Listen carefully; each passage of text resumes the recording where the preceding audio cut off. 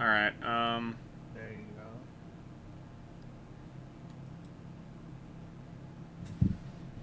then I posted the tweet. What's up, guys? We're gonna beat this game tonight. It's no matter how late I stay. Ideally, I will beat it before midnight, but I'm only staying for like 2 hours tops.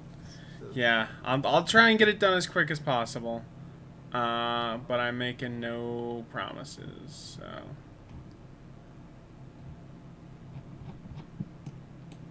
let me post it on Club Netscape, and then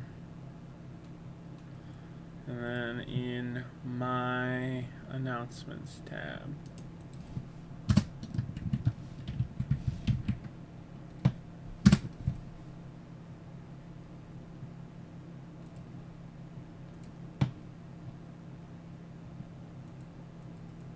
Okay, now let's get the game up and. Okay.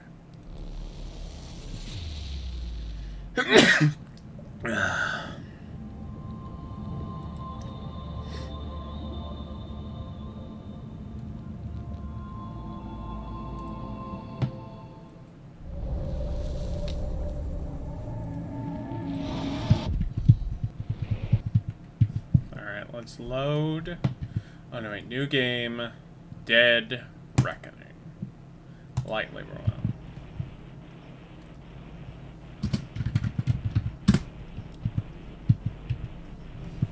Okay, let me make sure OBS is playing nice with the game.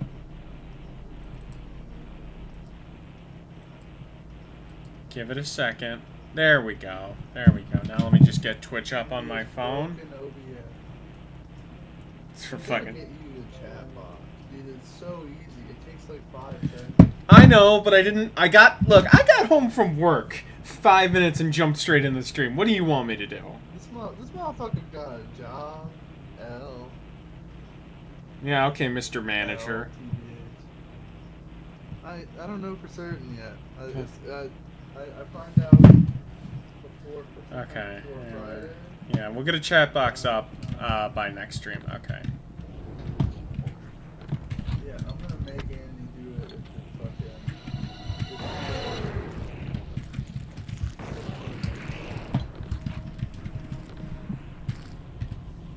We're gonna do it. Yep. And then we're gonna watch Andromeda stream. I make no fucking promises.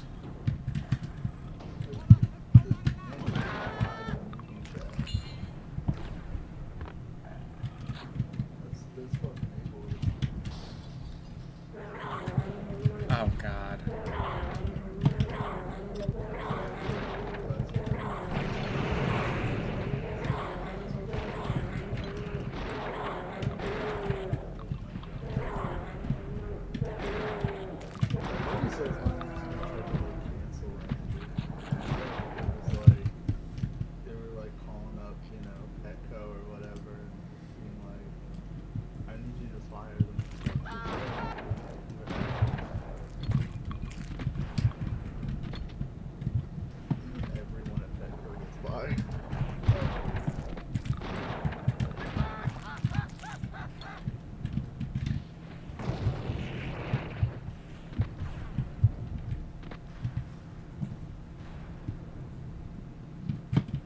Jill or Chris for remake. Cole, get closer to the mic. Hello, I haven't changed any settings since the last time I streamed. Nothing has changed. I don't know how. You're fine now. It's okay. Jill or Chris? I don't know. Probably Jill. Jill seems easier. Wait. Okay. Locked. I'm like trying to remember how to use this fucking Substack, and I'm like, damn, how do I insert a link?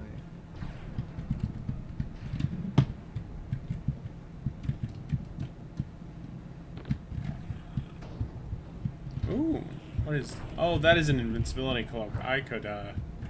If we hit the donation goal on stream, Andy will buy me the new RimWorld DLC. I mean, no, I ain't buying you shit. Andy will buy me the new RimWorld DLC, Biotech. October 20th, maybe.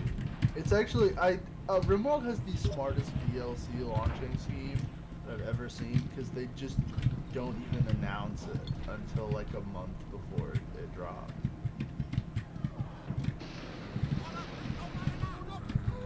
So they'll be like, yeah, new DLC coming. Oh, when's it coming? End of the month.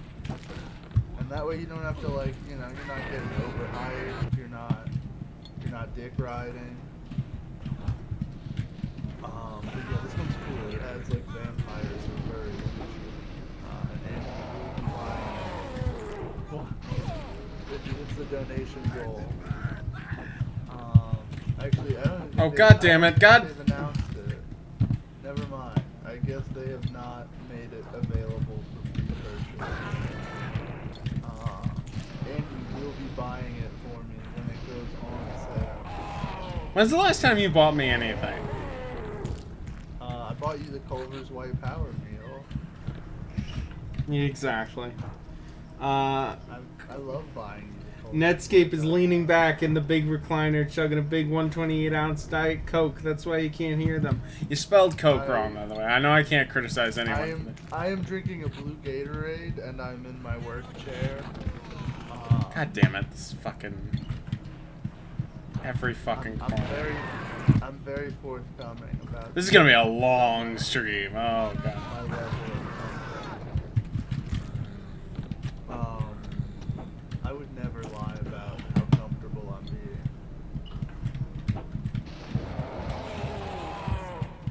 Only downside to getting this job, though, is I will have to reschedule Fortnite Thursdays. To Saturdays or something? I don't know. I am not entirely sure.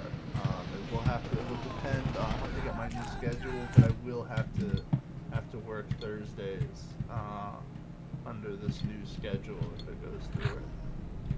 Because I have to run the film club, and the film club runs until like 8 or 9 on Thursdays. So unfortunately, Fortnite Thursdays will be coming to a close eventually. I haven't made the announcement yet. I'll have to pick a date for the last. Come on, man. It'll probably be sometime this month. I'm sorry. No, not you. Not fucking you.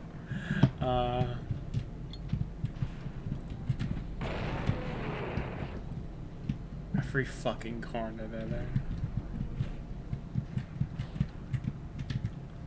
I need ammo for, like, actual weapons.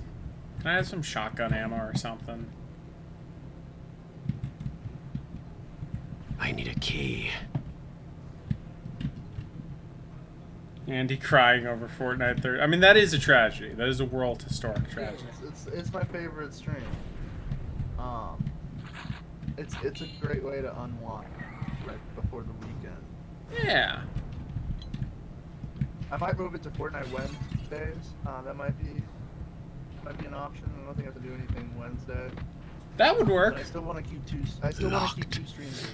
That would also mean that I have the opportunity, well, probably not, because Spencer likes doing bonuses on Thursdays, but I have the opportunity to stream on Thursdays if I want to.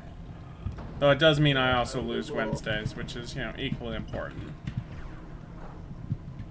It will have to depend. I will have to see. It would either have to be Wednesday, probably not. It could also be Sunday.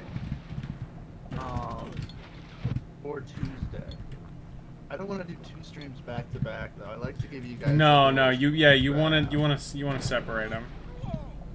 So, anything else, and I would have to do it at like. We're gonna 10 pitchfork o'clock, this one. Oh, did we kill him? time. I hate this fucking game.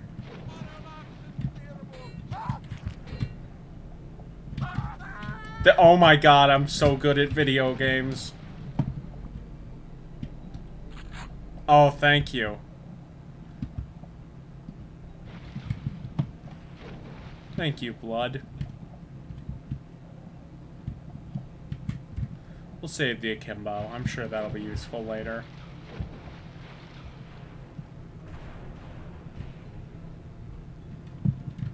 Andy being very kind and not shitting all over Cole's viewers. I mean, they're my viewers too, a lot of them. So, you know, I gotta be nice. Exactly. Andy knows how his bread is buttered. You think I show up on these streams because I like bread? No. I show up because my boy needs a bum.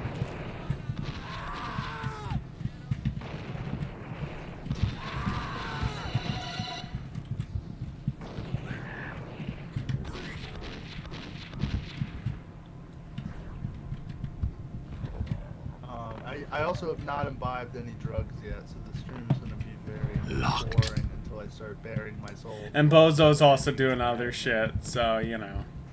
Yeah. Bozo is also. I tried to get guests. Let me tell you something. I tried. Yeah, I was like, yeah, I can do like, you know, an hour, 2 hours tops. Basically till Emily's done with their homework. It might be, ooh, thank you. Might be a bit of a solo me adventure. Yeah, it might be. You know, I got Star Trek to watch. Stu might show up an hour from now, hour and a half from now. We'll see. Oh, that's valid. I get to set up Stu's little Abby. Have a wonderful Hispanic Goku for him. Of course. Locked. You know me. Yeah, I gotta keep it classy. Yeah. Yeah, you know that you're the definition of classy, buddy. I'm very classy. I'm very fancy. I'm like that song, Fancy. Where do I go? Guess don't I know, gotta chat. find. Where are we going? I'm not reading the chat, by the way. I'm sorry. That's the one thing I expect you to do. I'm writing right now. I'm sorry. Pat, I'm not sure what you're up to, but I know that you guys are cooking. You guys always show up for Andy. You guys show up for Andy more than you show up for me. That's well, the more people show up for you, so it's all fair. It's the metrics. Yeah, I think it's because you know, it's a different like Oh wait, I think I know. It's because you know, I talk more on stream, so it's harder to answer chat, and you answer chat more on stream. It's like a vice versa kind of thing. You know? Yeah, no, I get that. Are you, what time do you think you'll be good for that thing we're watching tomorrow? Andromeda's Train? Locked. Oh, how did I miss that? What thing are we? Are we watching something else? I mean, I guess that. I didn't remember its name, so.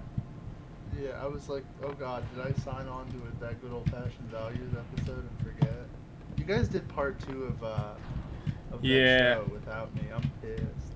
I'm sorry. Blame Ty. It's okay.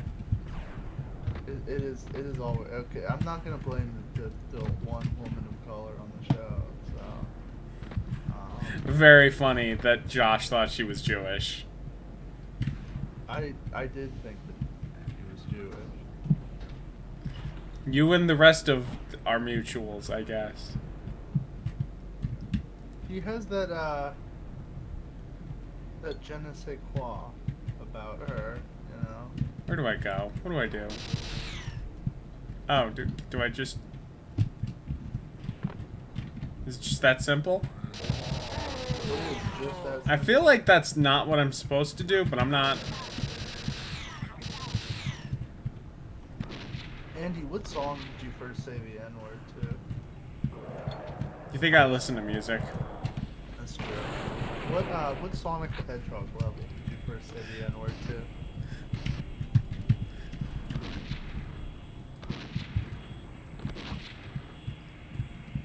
You know what? You're doing the so much good gameplay or commentary. I'll let you do the bits. Thank you. All right, one level down. What level is the secret You know level me, at? I love bits.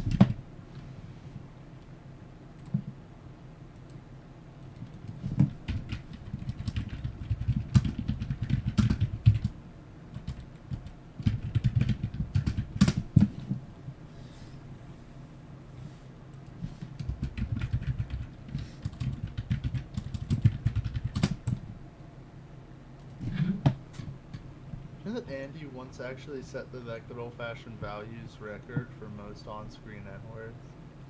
Yeah, sure, it was definitely me. Okay, level 4 is where the It secret was. exit is. Who else would it be? Name one other person. Yeah, none other person has said the N-word on our show. Name one other person, Andy. Do it.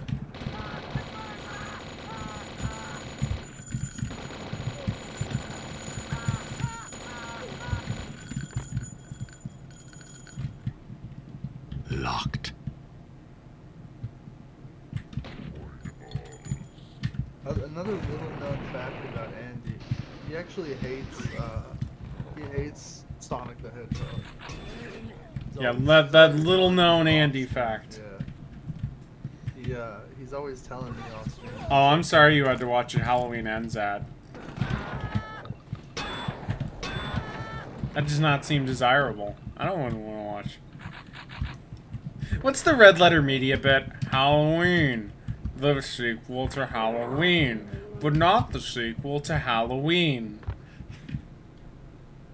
And now we're welcome to doing other. I need a key.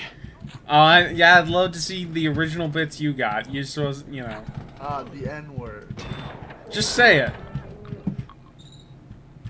Why would I say? You know, Andy, I would never say that. The word is telling my people that.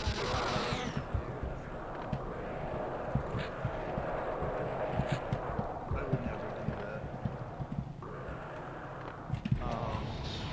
that. Actually, I've been watching Star Trek recently, and there's an episode where Riker tries to get Dayfab pussy. I saw you talk about it a lot.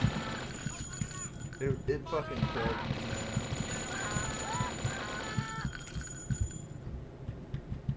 Good for Riker. He, you know. I need a key. I agree. Damn, the ship is fucking overpowered as fuck. Oh, Jesus, that was open. Oh, is sobriety ended? What? Has sobriety ended? No, sobriety is not ended yet. I gotta go. My weed pipe is in Emily's spot where they're doing homework right now, so I don't want to interrupt them. I think that would be mean. I'm a sweetheart. I would never do that to Emily.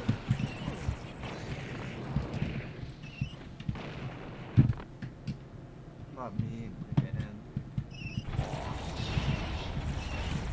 Andy has some very good words.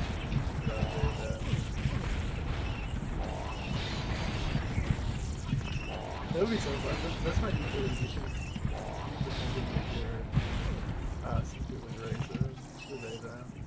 Do they have a phobia? What's their, like, you know, phobia? You know, you got homophobia, you got transphobia. Is there, like, anti-phobia?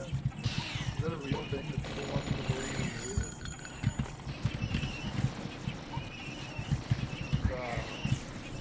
I don't know about that.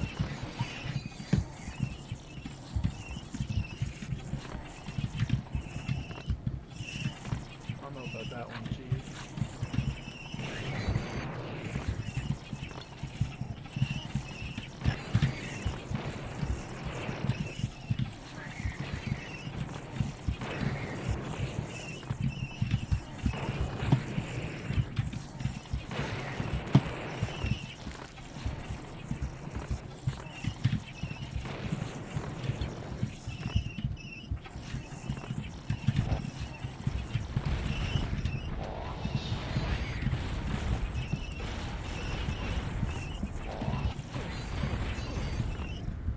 We also need to get you a soundboard.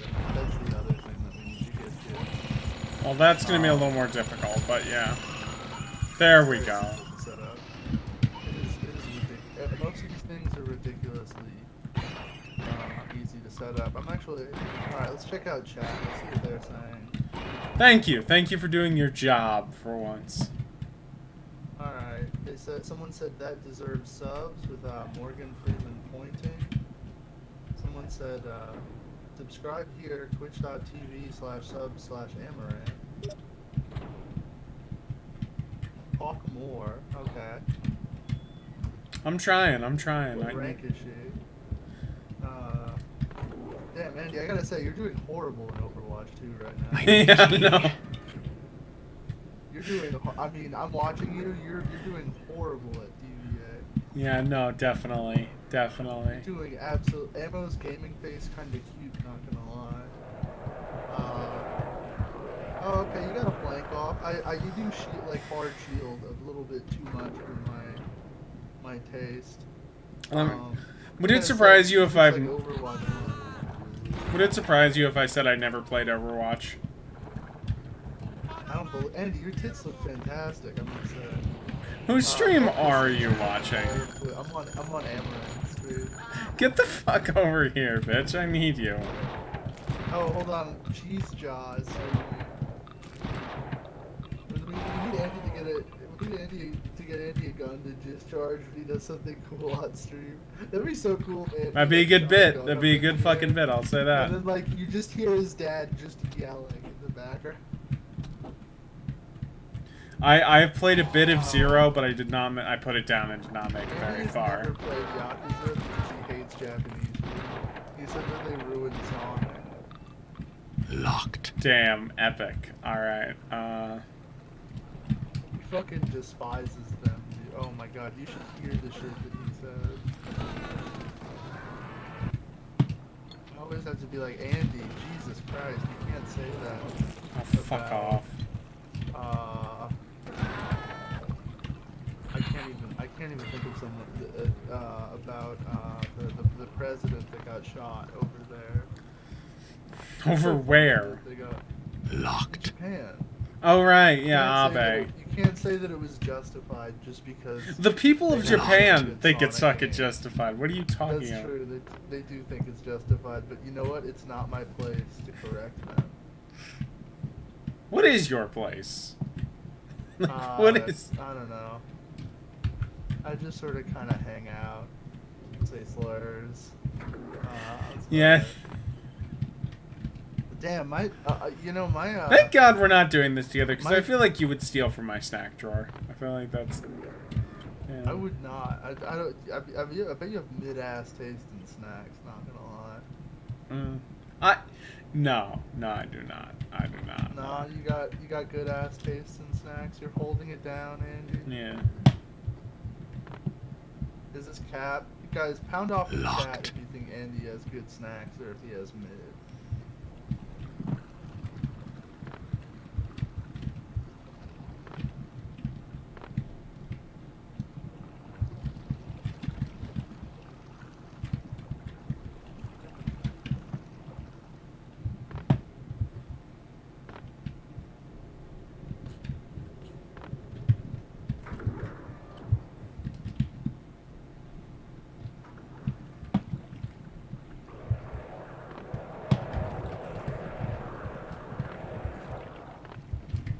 Andy has good snacks. I think I saw a door texture on the inside of the spiral staircase. Probably. Andy, what's your Locked. go-to snacks? If we're going to Walmart, what are you getting? Oh man, what am I getting? Oh, that's a real good question.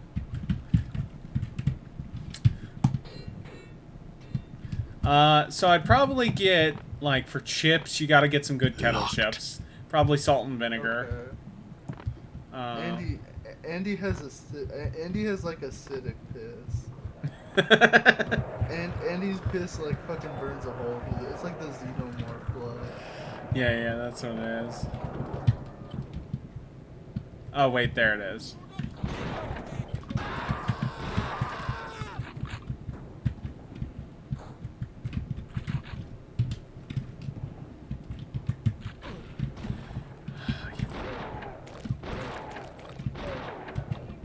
I see you. I see you over there.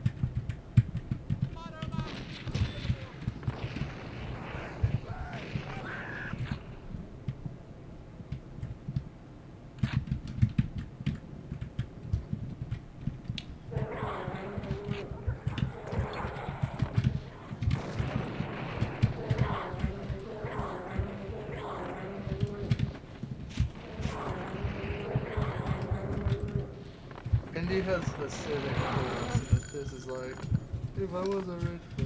I'd also want some Cheez-Its, probably. I like Cheez-Its. Andy, what the fuck? You know this nigga fucking go crazy for the song. This nigga just... You know, yeah.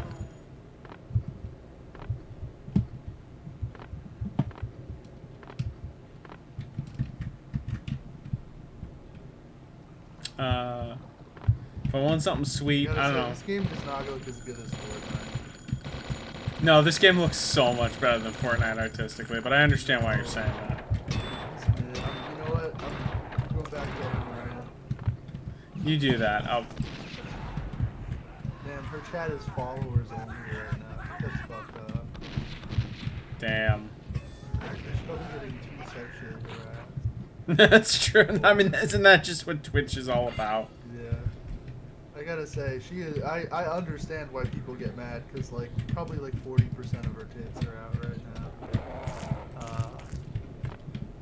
And that's whacked. Yeah, no, it's not like they don't have an unfair advantage, but, you know. They do, you know. I think they do, because I don't have tits like that. I can't cook like that. Damn, what are my cats? Oh, fuck off.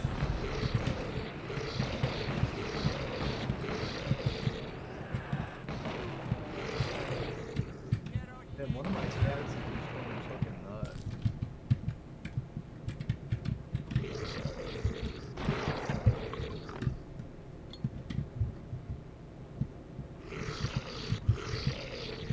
Damn, you're up to 7 viewers. You're cooking. A little bit. I'm cooking a little bit. Cooking. Joe, you got anything for me to talk about? You got anything that I can say words to? I'm kind of tired after work, so I'm gonna need you to do the thinking. We gotta get you a nice fucking soundboard. What do you think I am? A radio show? Basically. No, yeah, I guess. No. Well, the difference between me and a radio show is that I'm supposed to be here for the entire stream. I don't just dip out and do in and out every 5 minutes. It's actually, I'd say it's harder than a radio stream.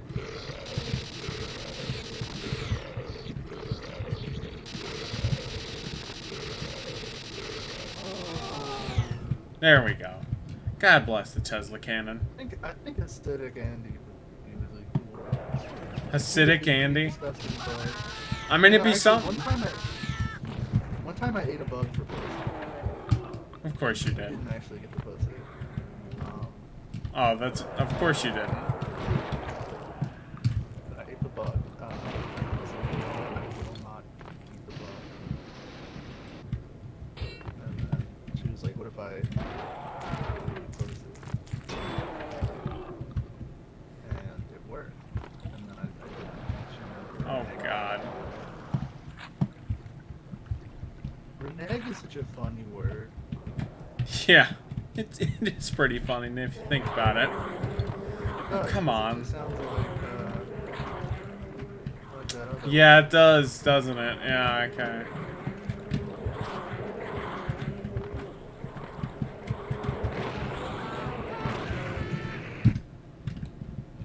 You know, Andy actually invented the N word. Look on Andy fact.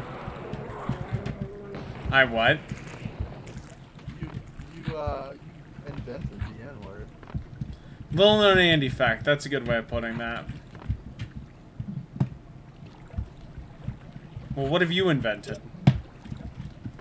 Having no YouTube. What the fuck is going on? Hold on, I'll be right back. Okay.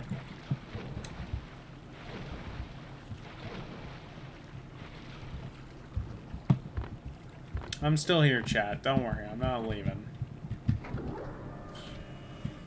I mean, do I feel trapped? Yes. But am I leaving? No. I'm just saying things, in case you can't tell. Just get a train of thought going. Like, I'm not the ideas guy. I'm the keep the conversation on track guy. Very funny that I'm the one who has the the online, career path that involves the most public speaking. But what are you gonna do? What are you gonna do? Yeah, why? Why did you choose? Yes, big transparent. That's a funny part of 90s shooters. You can't lie. Okay, so we're gonna have to.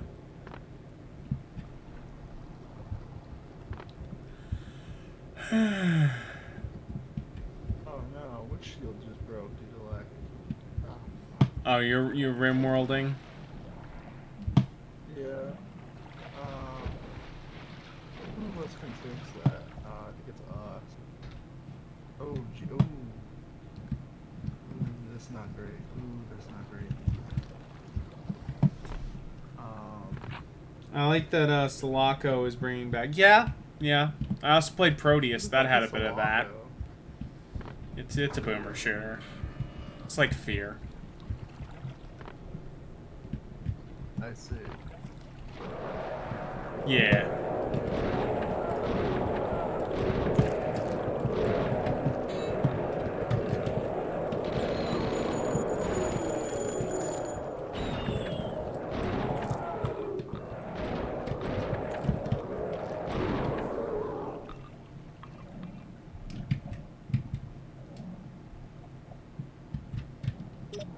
Oh, that was nice of them.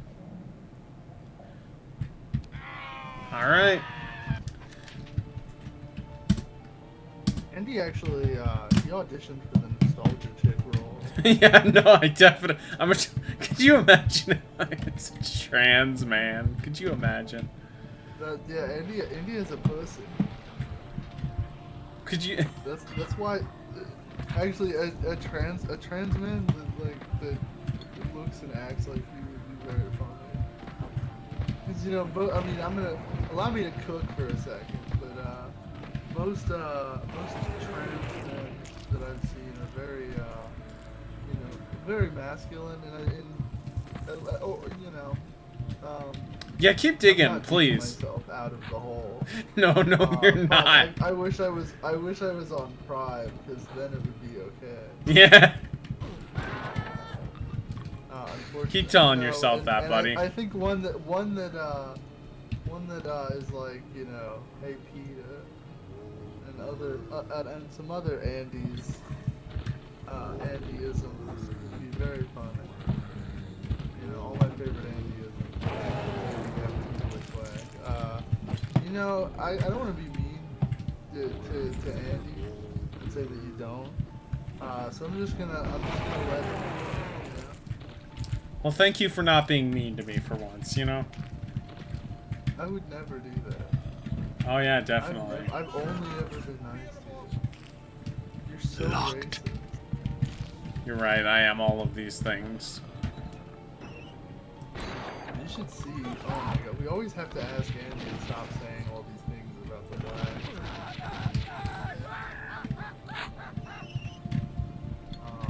And unfortunately, he never does it.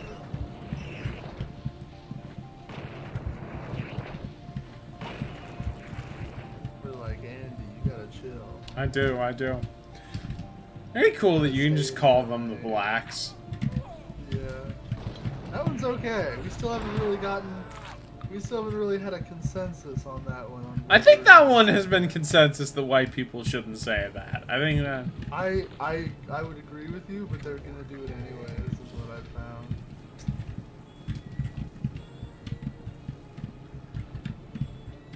Ooh. Andy loves saying black.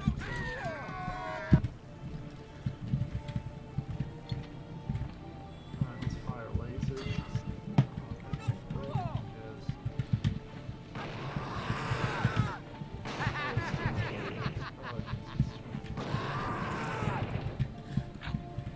Wasn't stupid. You think you can get me? Not that easily, game.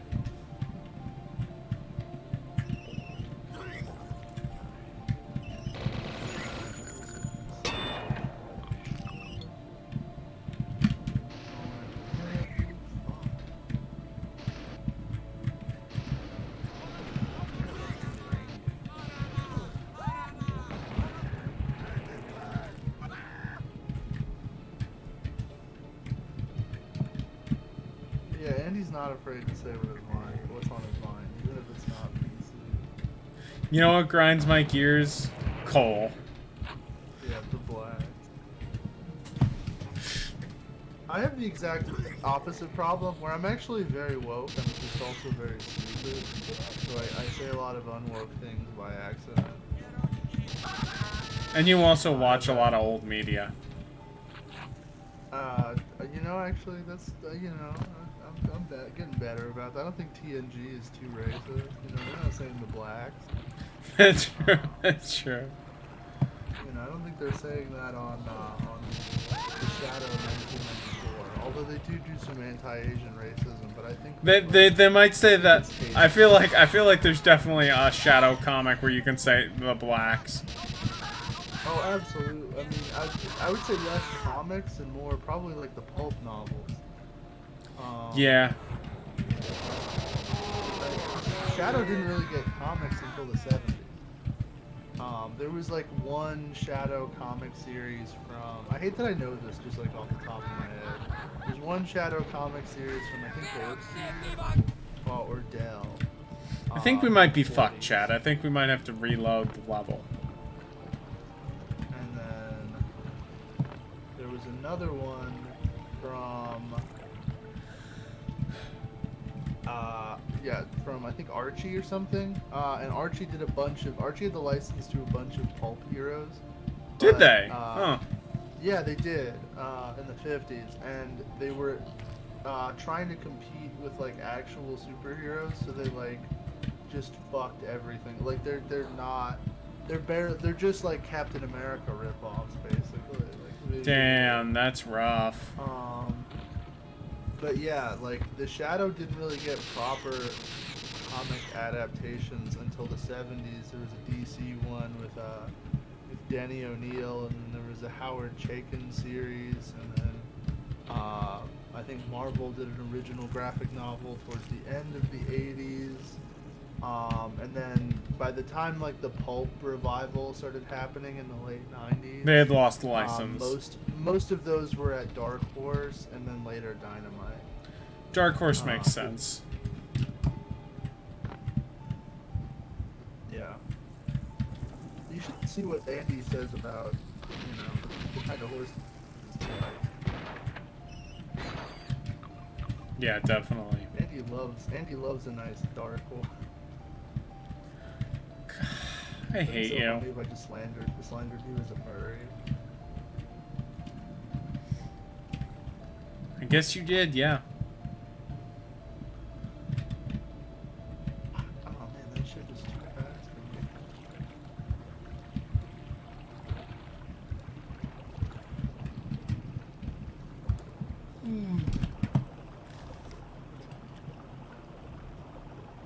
I will also leave if Andy reloads the level. I know we'll say the N-word.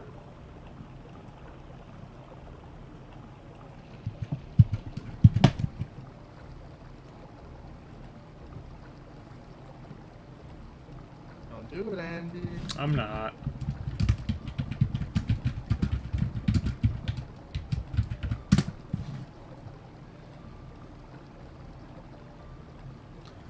Don't do Hey, it, could you Andy. see if you could get Sentient on here, maybe, if they're free? They are at work, I do believe. Ah. They're not online on Discord. Goddamn, they'd be a good guest. Yeah, they're the homie. Unfortunately, you're stuck with me, Andy. What's Andy's stance on Latinos? Well, Andy has had 0 pussy, so you know, I don't really think Andy can have a stance. I'm kidding. I'm kidding. Andy, what's your stance on Latinos?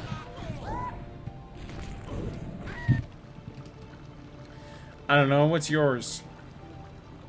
I think they're rock. They're like personal relations, most of them. Okay, thank God we're good. Yeah. I'll fuck. I count white as any Latina and any Middle Eastern girl with a net income of more than or a net worth of more than $500,000. I mean, I guess you gotta start somewhere. That gets grandfathered into white. If your dad is an oil sheik, I will have sex with you.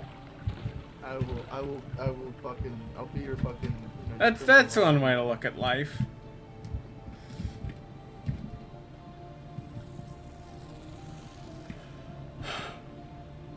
Andy loves Aladdin. That's his favorite movie. He's always telling me about how much he loves Aladdin. Oh, we got 10 viewers. Let's go, double digit. There we go. See, it's all my fault. It's cause I know how much you love Aladdin, dude. Yeah, especially the Will Smith run. Yeah. Did you forget that existed? Kinda. Yeah, I don't really like. Yeah, that just kind of came and went. You know, it wasn't really. Did you work at the theater when that was a thing? I started working at the theater this year. In fact, the first movie that I did was the Batman. So if any movie came out before that, I never saw it. Ever.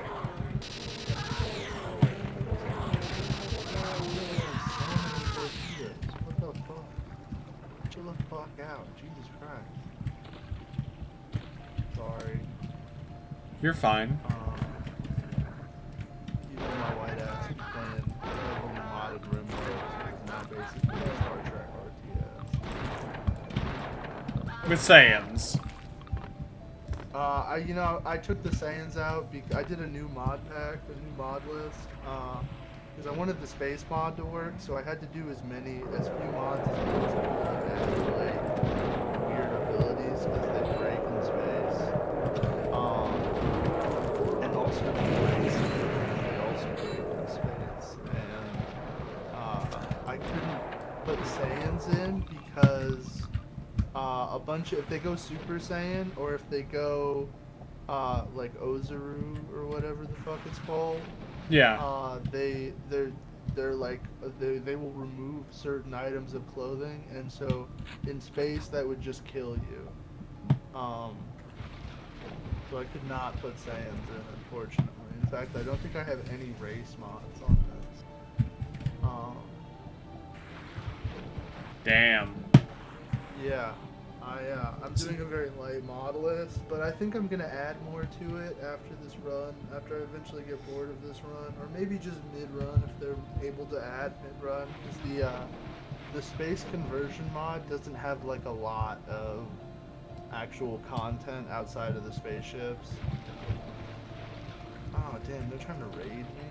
That's annoying. They're trying to board me? That's an L. Where are they boarding from? All the way up there. Good gracious. Oh, they're going right into my turrets. Yeah, welcome to I'm playing. Yeah, welcome to commentary for a different fucking game. That's right. Let me cook, Andy-san. I mean, can I stop you? No. It would be racist to do so. I see, yes. Yeah. And we wouldn't want anything racist to happen on these streams. That's right. If anything racist happened, I'd start screaming and throwing up. Are these guys wearing spacesuits? Are they fucking freezing to death out here? Probably. That's very funny. They just aren't wearing spacesuits. They sent like raiders to raid them. I think that they're like oxygen sealed, so they're not gonna like their lungs aren't gonna explode, but their temperature range is only negative 40 degrees, and space right now is negative 100 degrees. So they're fucked. Damn, shout out space for real. So cool how fire guns work underwater. That's just good game design, you know? Like, haven't you ever played Super Mario Brothers? You know. Fire. Yeah, no, I also invented Chris Pratt. Yeah, actually, he loves Chris Pratt. He's always telling me how much he enjoys Guardians of the Galaxy 2. In fact, he said several times that he cries every time he watches it. Yeah, this game, this Blood game does not have a RimWorld level of simulation going here. What's on fire? You. Yeah, I mean, Oh, haven't you it's- heard your commentary? Thank you. I think I'm cooking. This game is actually very interesting. How the space conversion works, because all your weapons generate heat. You need a place to put that heat, so you just have like one room on the ship that's like 500 degrees Fahrenheit that you have to constantly vent into space. But doing so lowers your shield, so it's a trade-off where you're like vulnerable for a few seconds.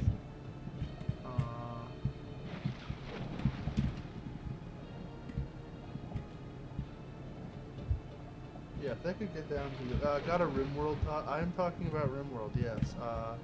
My RimWorld mod list. I think I can. Actually, I think I can just post the file. If you guys are on Andy's Discord server, I can post the XML file. That's a lot of them.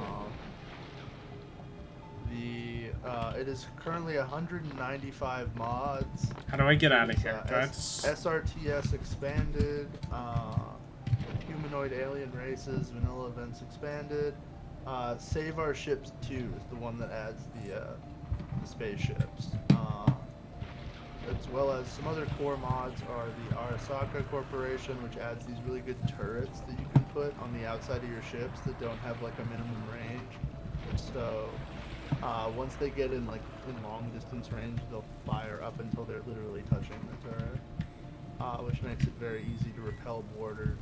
Also, the fusion weapons pack, auto cleaner, better jump pack, bioreactor, bulk smelting, the children's school and learning mod, which I will have to delete soon because the fucking the DLC just adds that.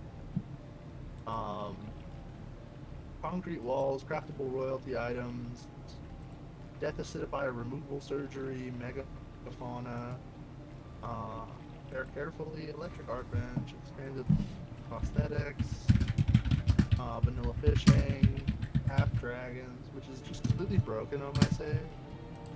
I don't think it works anymore. If you're blue and you don't know it, sorry. I'm just doing something, Chad. I'll be on in a second. I just on the ridge. Wall light, that's okay, I'm cooking.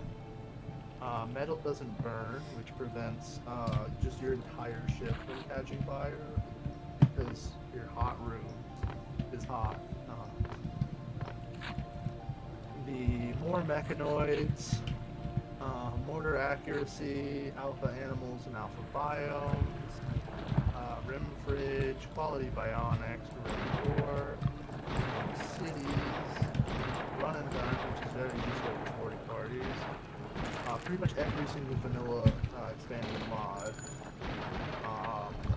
And then the only others that are important are the case vat, first aid, and arrest here options, which allow you to essentially take prisoners during your boarding raids. It's nice.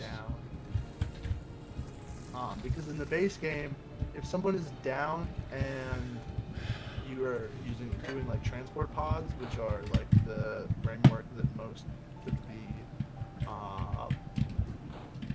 spaceships use, or I'm sorry, shuttlecraft use in this game. If someone goes down, you basically can't take prisoners because it doesn't accept that you own them. Burn says they're not in the Discord, so.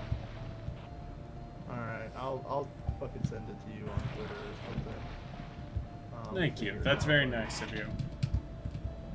Yeah, we'll get you that mod list. It's only 195 mods. I'm sure you can figure it out. Or not. You never know. It's true, you do never know. Is my shield broke? Oh, my shields are off. Why? Why is this the case? Who turned the shields on? Turn them back the fuck on, please. Enemy shield is broken. There we go. They're gonna attempt to repair that, and they're not gonna have enough fucking.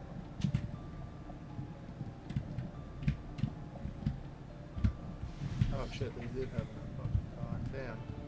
Whoever that mechanic is actually really good at their job. Unfortunately, he's now on fire. So, he's not going to be good at his job for very long.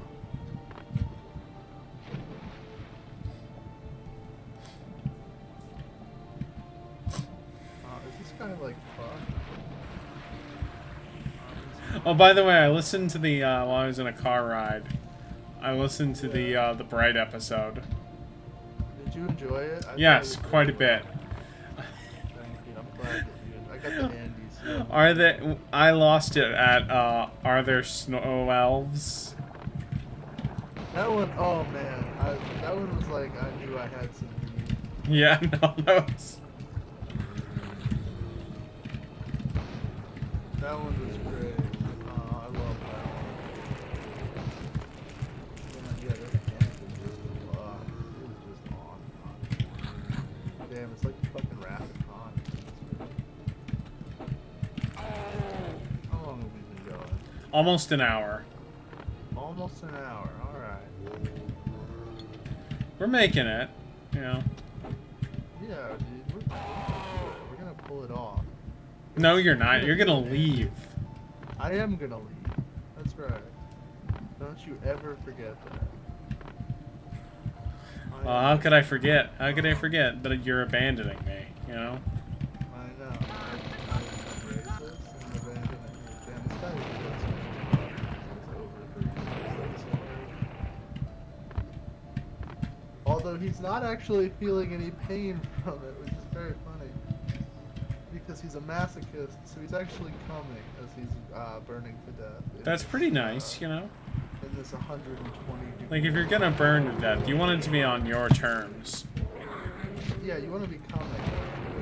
You did manage to get the shield back. I mean, I guess when you're burning to death, you don't know if you're coming or going. Yeah.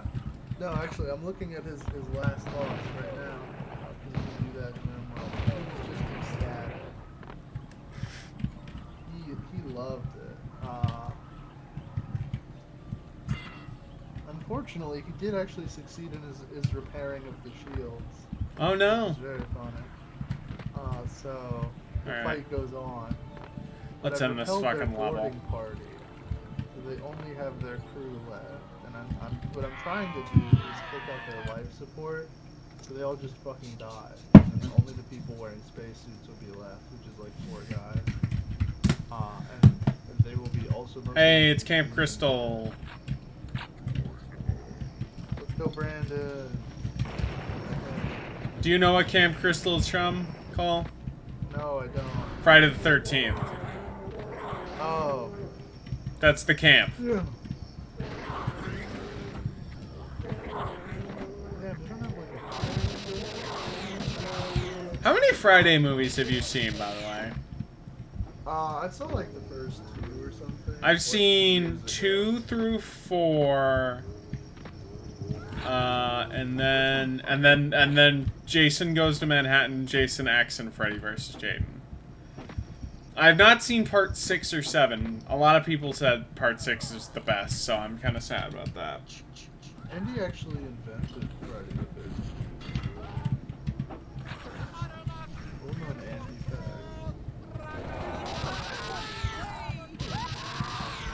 Uh-oh, I hope that wasn't aiming for the ship that currently has its shields down. Nope. Damn, I'm trying to fucking smoke weed and watch some Star Trek. Well, I mean, you can't. How are you gonna do that when you're playing RimWorld? You know. I know. It's fucked up. This game actually just makes me want to play Star Trek because it's just Star Trek combat. You know, you got your torpedoes and your lasers and your plasma and your shields. You know.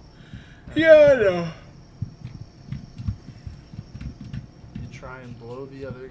Star Trek kind of. My favorite thing about Star Trek is just like, you know, how very cozy everything is, and I believe that that's specifically because your life can just go to shit in an instant. Like, if the hull breaches, you're just fucked. You're just like either irradiated or shot out into space or fucking burnt to a crisp. So you need to put like carpets on everything so that everyone has like is kind of chill about it, you know. Yeah, I Like, get you.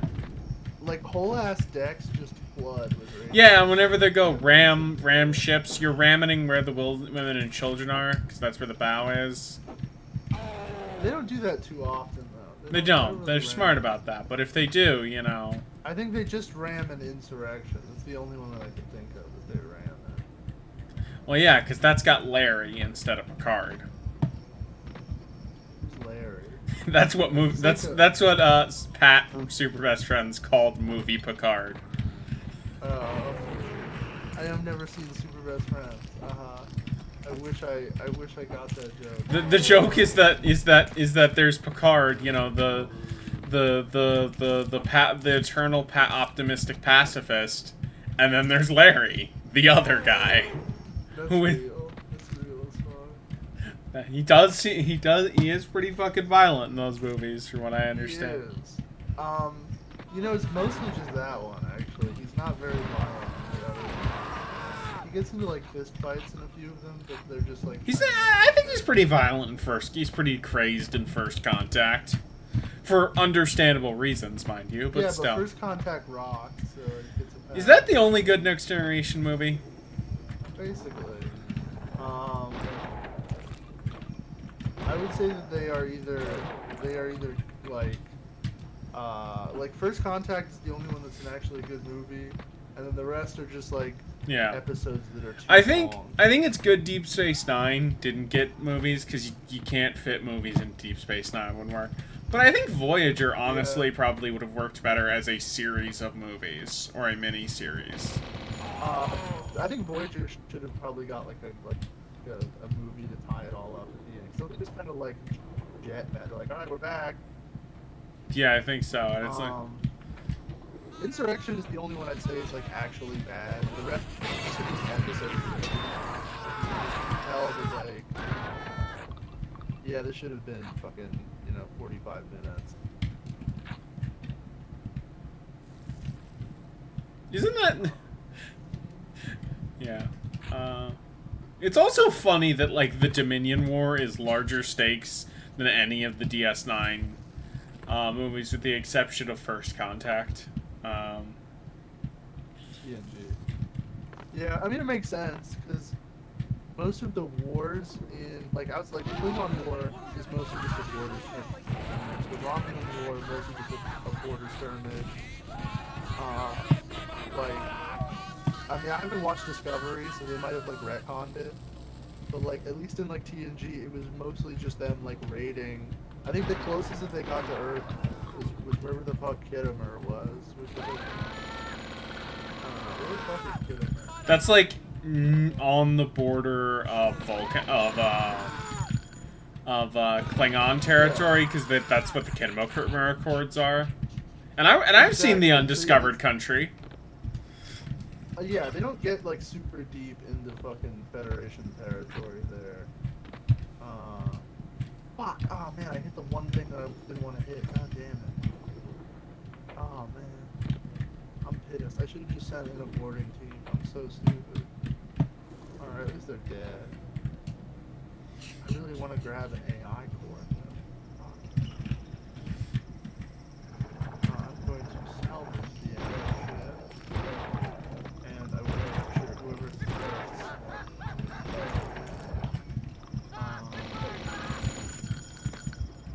yeah, I think that it's a good thing that none of the other shows got movies because the TNG movies were not good. Yeah, well, TNG, like DS9 and TNG have the exact opposite problem. Where TNG, the problem is the cast isn't good for blockbusters. DS9 has the problem where the show isn't good for blockbusters. Like, you could make a pretty fucking good blockbuster with, like, Bashir, Odo, Quark, Cisco. You know, the main cast of DS9 you can make a good movie with. It's just, you know. I think Andy's capping here. No, you're crazy. Because Cisco is willing to be the blockbuster action hero. It's true, Cisco, but like, I don't know, man. I think Quark with the big movie budget is just gonna become like soy. Or anti-Semitic. or anti-Semitic. The only person who could do woke war is George Lucas without making it anti-Semitic. He's the only one that could do it. But yeah, no, they should never do a Star Trek movie again. Except for the Tarantino one, because unironically that would probably be really good. Yeah, no, I forgot he's in that show. Doesn't he fuck Kira in real life? He's like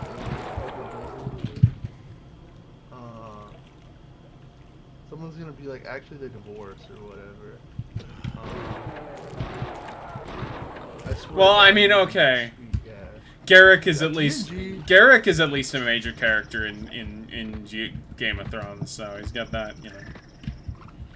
Yeah, dude, fucking, Star Trek got some top tier bitches in there, I gotta say.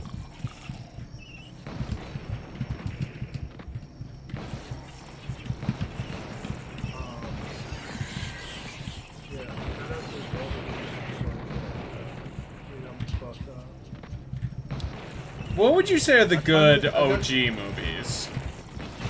The first one, the second one, and those are the only two that I've seen. You should. Okay, I haven't. I've seen 2 through 4, and then 6. I missed out on 1 One and is 5. fucking fantastic. I actually kind of like 1 more than 2. I have never I know seen. it's last I but I know a lot of the people. I know problem- people who did not like 1, so I'm interested. You know. well, they got filtered because 1 is an episode of the TV show, but in a good way. It's expounding on everything.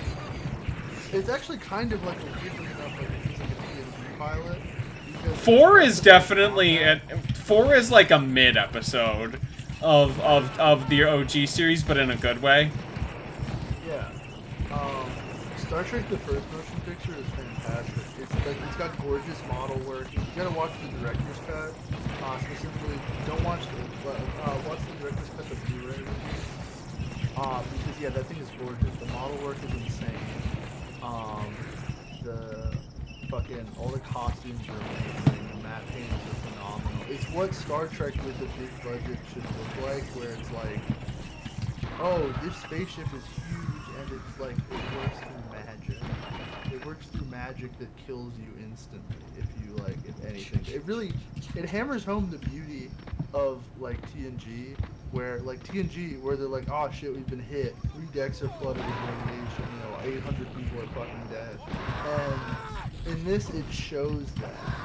It shows, like, yeah, no, Feel free to not answer this question or just, laugh at me smugly, but how much Lower Decks have you seen? I watched Discovery, and then it made me stop watching Star Trek for like 3 years. I'm gonna say this. Season 1's not great, but Lower Decks is not bad. I think the only new Trek that I'm gonna watch is Strange New Worlds, because I don't like animated stuff. I haven't watched the animated series because I don't know, Trek is something that doesn't feel like it should ever be animated to me because it doesn't work. Like, it works best when it's like but I guess if it's like dumb enough It's dumb harmless enough comedy, that I but it's don't still care, like yeah. using the structure of OG and DS and TNG like plot structure at least. Like it's I'll probably watch it like eventually if I run out of Star Trek. it's fine. It's fine. That's my Lower Decks is not terrible. I am earnestly looking forward to watching Strange New Worlds. I've heard it's very good. I don't know how. It's actually very surprising that like the best of the streaming era Trek that everyone can sort of agree on, except for like fucking freaks that spend all their day talking about Mary Sue, is literally a show that is made out of the thing that almost killed Trek in his crib, What is that? Well, because Strange New Worlds is based on the original series pilot.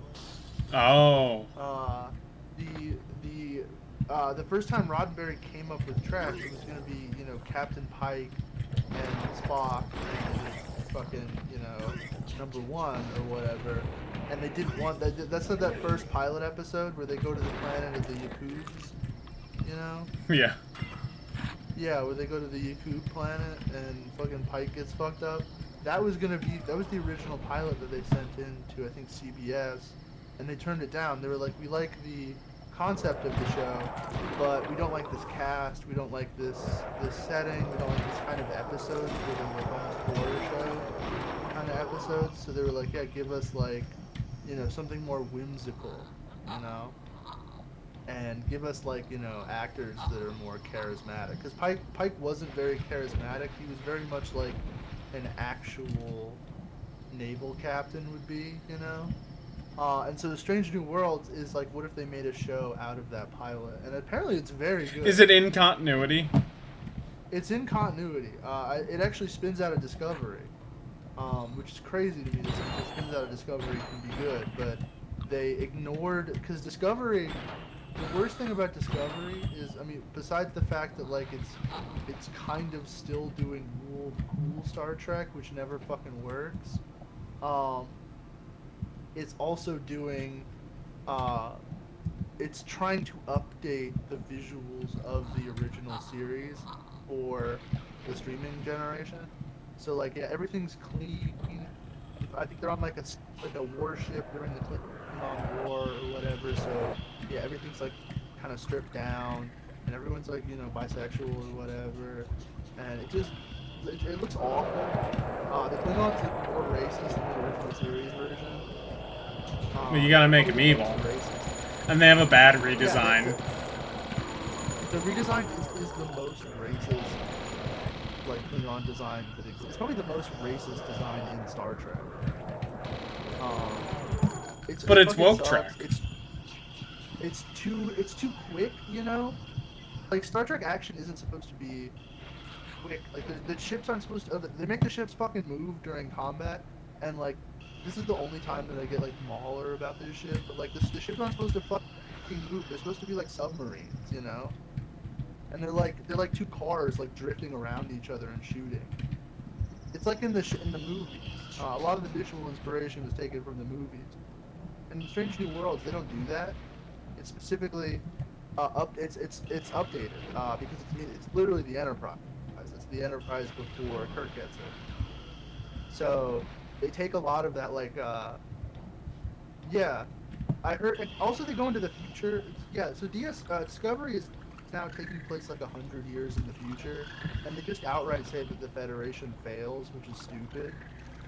I think that like I'm not one of those like Twitter socialists that is like, yeah, Star Trek is like the most leftist show ever, and it's always been progressive, but it does do a really good job at like critiquing like types of leftism from a leftist frame point. Like it's not being conservative about it. It's taking like, okay, what if we had communism? What would be the issues that communism would face?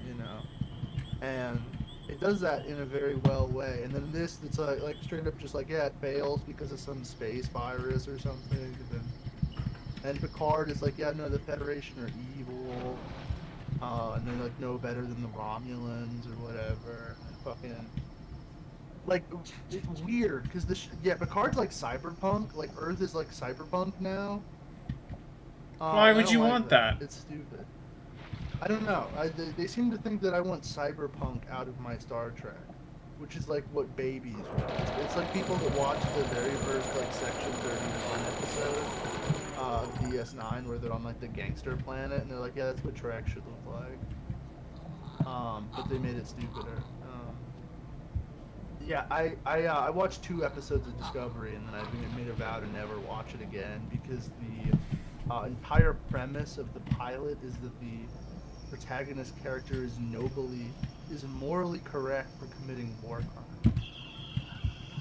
Yeah, that's. I mean, to be fair, Cisco is morally correct for committing war crimes, but they had 6 seasons or whatever to build up to that. Yeah, exactly. And the war crime in this was like shooting first on a ship that hasn't fucking declared war on you. It was like, yeah, we encountered the Klingons, and like you're supposed to shoot first or whatever, because that's what a Klingon would do, and then because they don't fire first, it causes the Klingon War or something. It's really stupid.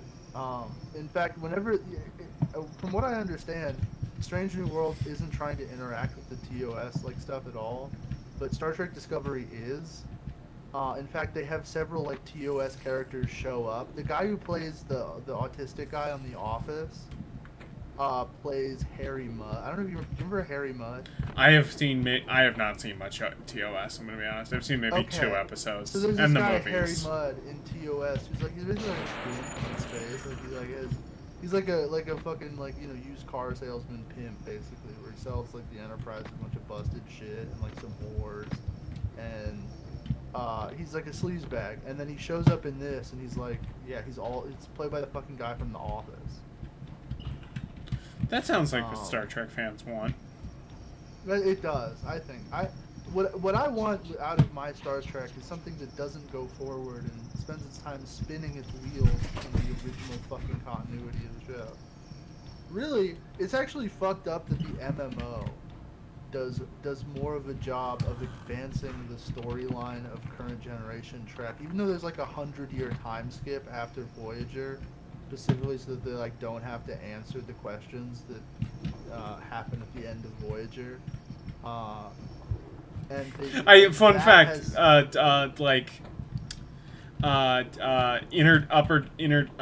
lower decks takes place like 5 years after the end of the Dominion War, so they are exactly in the time period that Discovery is afraid of.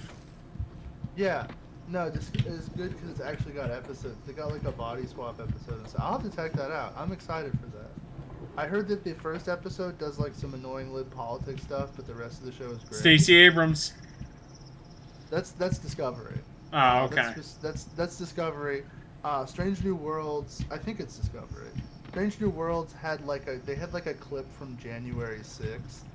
As you do. Like the montage of like worst human events, which is not canon because the world, like the timeline split in. I hate that I know this. The timeline split in Star Trek, where it diverges from our timeline, is sometime around the 90s. Is when the eugenics war happens. So Trump would never have become president, but it implies that Trump becoming president is what starts World War III. And that's stupid. But I guess apparently what I heard was that was like a fuck up. Like they just left, like they just put that clip in. And they were just using like real world riot footage and some fucking intern left it in or whatever. And the rest of the show is great. Yeah, I think that's what Trek needs to do, is just fucking do episodes again. You don't need to build towards some fucking arc. And that's what Discovery does. It's like, yeah, the first arc is like Klingon War, and there's like time travel, and there's like a bunch of shit with the original. You know what you should do? You know what they'd probably do? Whole Mirrorverse season. They do that in Discovery. One of the reveals in Discovery Season 1 is that like the captain is actually the Mirrorverse version of the captain, and that's why he's like evil. Or something. There's like a white guy, I know. And the white guy is the Mirrorverse version of the white guy, and that's why his ship is like doing like bombing runs during the Klingon War instead of like doing their actual scientific mission or whatever. It's stupid.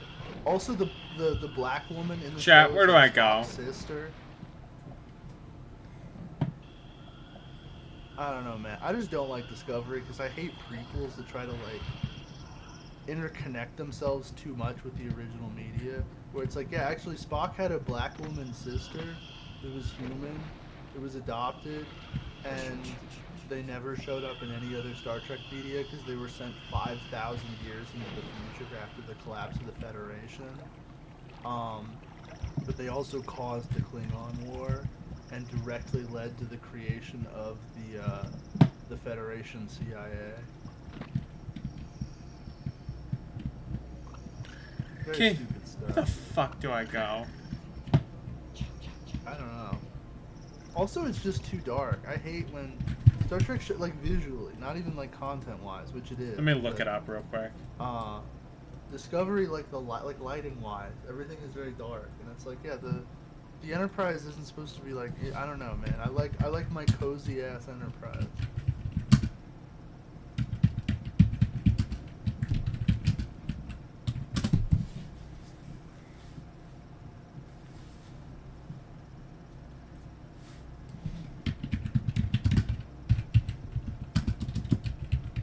actually, little known fact, Andy did the Kittimer massacre.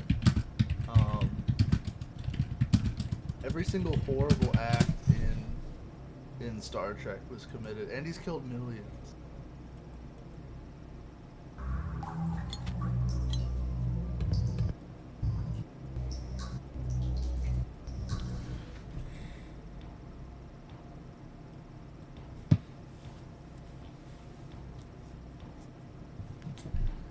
Damn, I'm looking at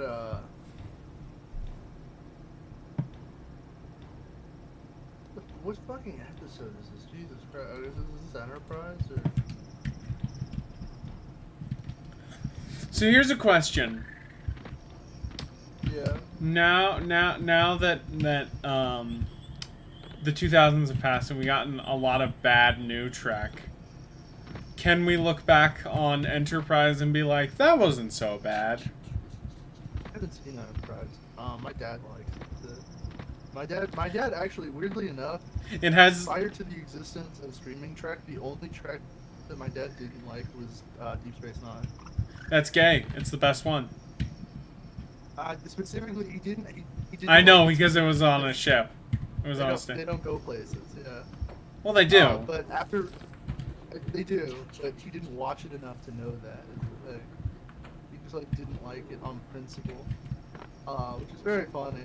And then later, like I think during the pandemic, he started watching all the Star Trek again, all that he hadn't seen. So he watched like Voyager and Enterprise, and 'cause he pretty much just runs back like TNG and TOS. He's like, yeah, I hadn't seen Voyager or Enterprise or Deep Space Nine like since they'd come out, and I really liked Enterprise and Deep Space Nine. He also Damn, really likes Enterprise Strange above New Worlds, Voyager. and he hates Picard like a burning passion. I think he said Discovery is okay, and he doesn't like Picard because it's too out of character for Picard or something. Which is probably true. From what I've read, it's just like trying to like tie together all the loose ends from the show. It's very stupid. Like Data comes back, and fucking like 7 of 9 comes back, and fucking yeah, they're just doing all this shit where it's like we're getting every season seems to be like we're getting the band back together, but with like a different character. Like season 1 is like getting the band back together, and it's like at the end of the season they get like Riker back, and they get fucking Data back. And like season 2 is like we're getting fucking Janeway back. Did you know that Voyager has a sequel series now? God. It's animation only, and it's on Nickelodeon. Oh, is that what? I knew there was a. I didn't know it was the sequel to Voyager. That's funny. Yeah, it is the sequel to Voyager, where they like a bunch of like alien kids get the Voyager, and there's like a Janeway AI on the Voyager that talks to them. Yeah, because I knew there was Yeah, an if you don't animated want me kids to show, keep- but I didn't know it was that. Yeah, it's I remember like I saw it's called I think it's literally called the Janeway, and it's like it's the Voyager 2 or something. Which is gay. I want a Star Trek show that's based around the Enterprise J. Hold on, let me pull this thing up. It's disgusting. I hate it. It's so ugly. It's the Future Enterprise from I think the end of the Enterprise show, and it looks like a fucking like a Windows 95 like screensaver or something. It's disgusting. It shows up in the MMO and it gets more like fleshed out. I guess it's the first Enterprise to have like a non-human captain. I think it has a one of the motherfuckers with the little lights on their head, you know, the blue niggas. Damn, So, I yeah, think you that's gotta the see this longest thing. you've gone for saying a slur on the stream without saying one. Andy, everyone in chat, look up the Enterprise J. I'm gonna DM it to Andy on Discord.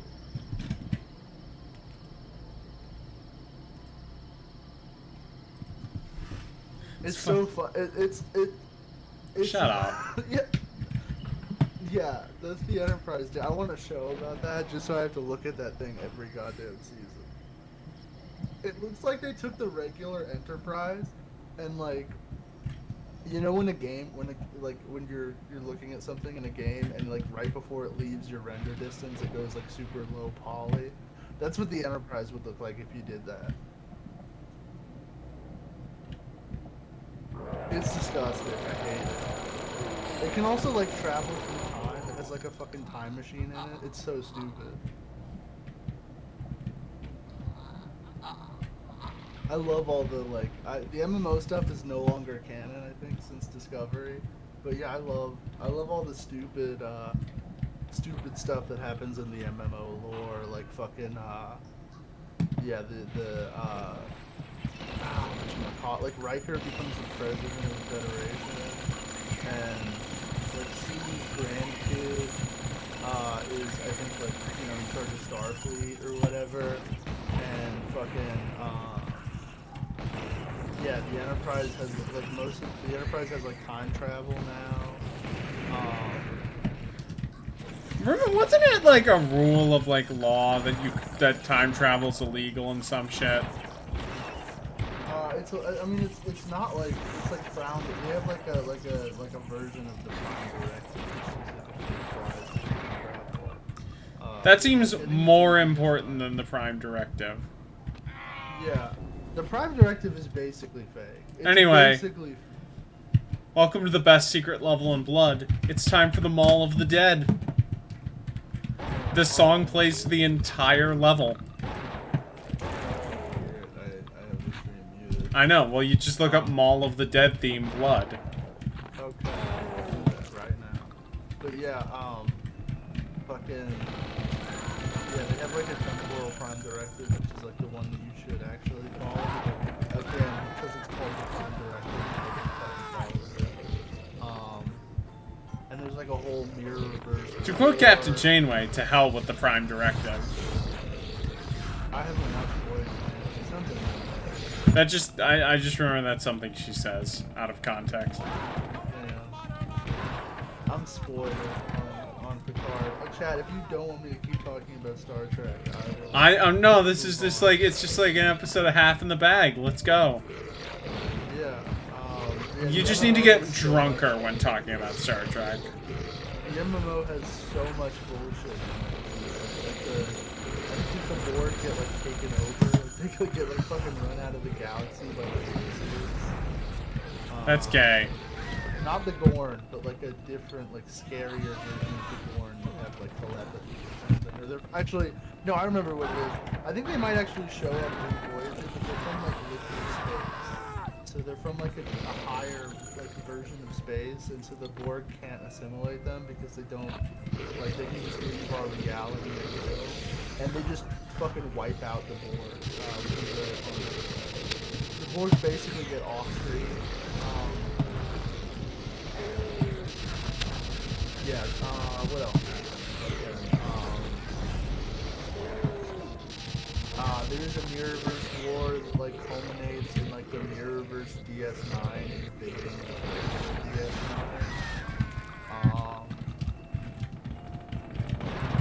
I think it's just an episode at this point.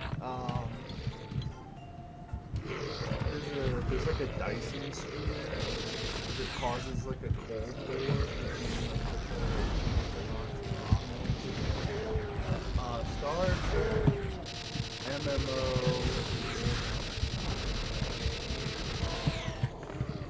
Are you Star Trek Online didn't start. Are you listening to the Mall of the Dead theme? I will link it for you.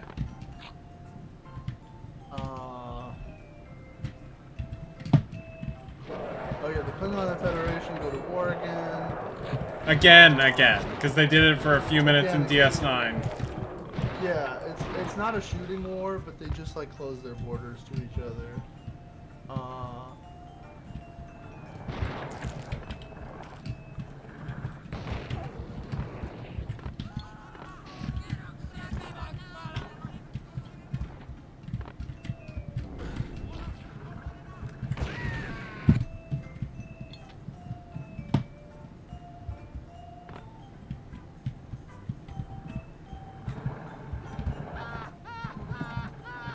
Yeah, you know, like have you seen The City at the Edge of Tomorrow?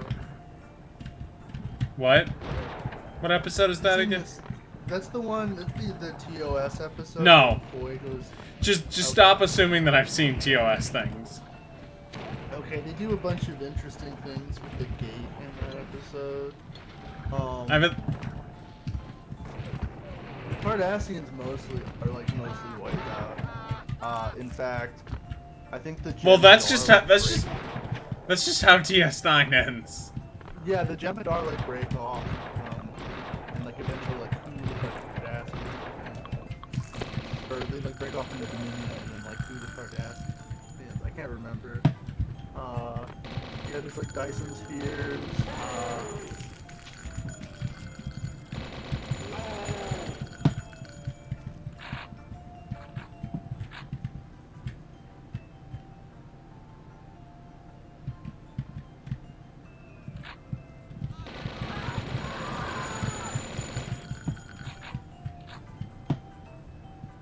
I feel like I'm going Romulus insane with is, how like, much an the mall. actual planet.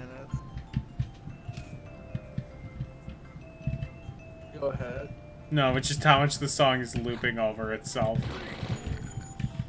That's valid. We're gonna let it go. I think that's everything we got for Star Trek. I'm completely out of takes That's good. for Star Trek.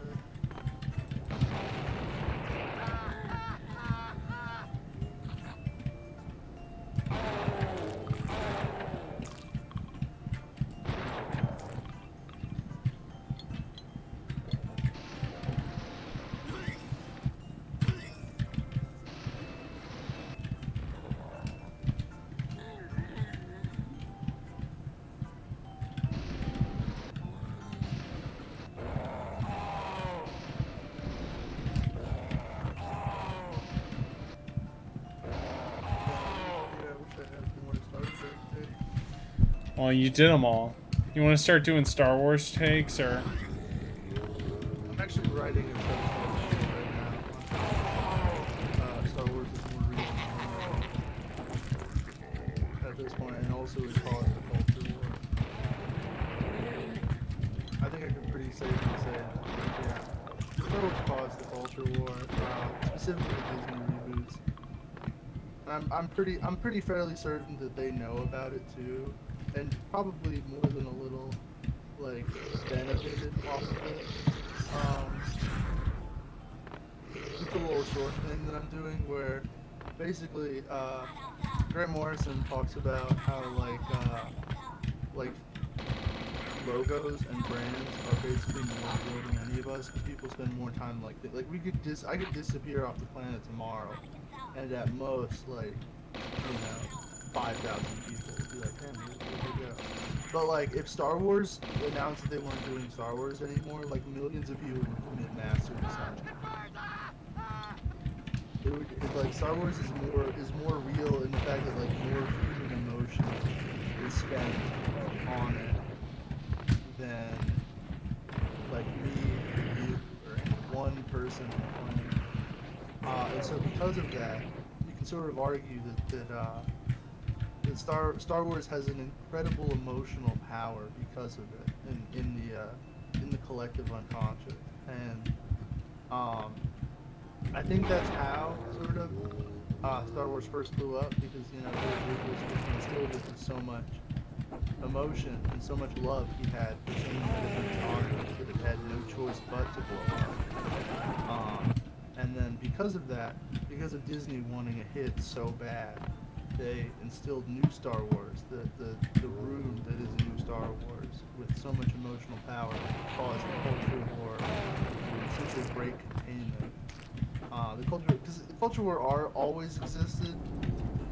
There's always been like this kind of like anger and hatred in fandom, but it was usually self-contained to that individual fandom and whatever spots it inhabited, whether that be like a forum or a like message board or. Damn, we're down to 6 viewers. People are sad you run out of Trek. I mean, I'm going so, and now because of that connectivity of the internet and because of the collective unconscious that we're all tied in through the internet. Oh no. Star Trek was able, or Star Wars was able to harness that and bring the culture war into reality. It essentially manifested the culture. Star Wars, as a rune, manifested the culture war into existence. That's the way. No, I don't. I don't even think you can look at like new wars and be like, this is meaningfully distinct from the previous culture wars. Like, I understand that we were there before like that, The Force Awakens. You know. Shut the fuck up. Yeah, but like no, I mean what culture wars existed before The Force Awakens? Specifically like on the scale it does now, where like my mom has an opinion on The Force Awakens and whether or not Rey is a Mary Sue, or like, you know, or whether or not like Finn deserves to be like, that just like didn't happen before. Like you were a fan of something, but like, you know, now the racism of Star Wars is like an endemic problem in society, and that didn't happen before. Like there weren't people on like dial-up internet making YouTube videos. This is the how, like, perfect woke theme racism song to this ruining discussion, by the way. I would just like to say. You know, where it's like now it's like a cultural issue. It was before, it was a fandom issue, and now it's a systemic problem where it's like, yeah, no, someone has to do. You know what I'll tell you? Racism. Gamergate. Star Wars fan. Video games. Yeah, Gamergate was another catalyst for it. I think Gamergate and Star Wars collide. Like, it was the three catalysts that I list in this are new Star Wars, specifically new Star Wars using liberal politics and like the incredible polarization that was going on at the time as like almost a marketing tie-in, where they were like, all right, we're making, you know the Force is here and it's female. And then you also have the collapse of Gamergate, and that combining with like the collapse of the Green Party, and it mixing into this new, you know, anti-fandom, and then almost an anti-Sigil, you know, an anti-Star Wars in a way, where it's like they don't like Star Wars. They never really liked Star Wars, but they like talking about and getting mad about Star Wars. And then you have Disney, which also doesn't like Star Wars, but they need to sell Star Wars. And then you also have the internet and this like incredible level of connectivity, where now you can fight anyone anywhere on the world as long as they log in, you know? As long as anyone has the internet, you can fight them about Star Wars. And so that was like the Tinder, and Star Trek: The Force Awakens was the spark, and then the like you know, post Gamergate fandoms were like the charcoal under, it was like the gasoline that was poured on the fire. You know? You feel me? Yeah, I guess to a certain extent.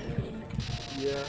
And so I guess in a sense, Bright really was his Star Wars. It was, actually. I think he's right about it, but he doesn't know. Where he thinks it was his Star Wars in terms of like that's gonna be like the world that he's gonna live in, and because George Lucas, like, Star Wars is his entire adult life up until that point. It's everything he's ever loved, whether that be like adventure serials and like being a greaser and being a weird fucking autist and like religion and family.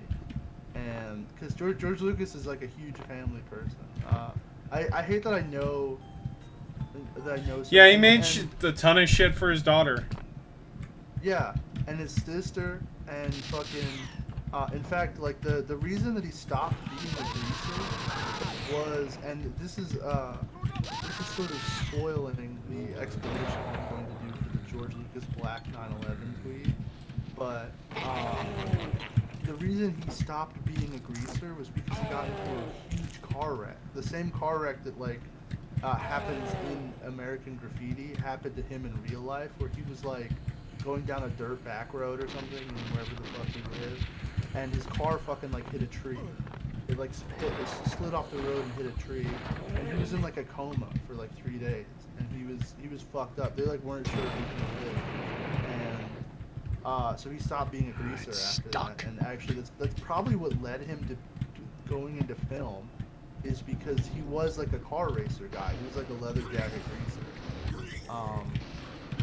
and that was sort of like the birth trauma of George Lucas that we know today. Damn. So if he didn't crash, human civilization would not be ruined.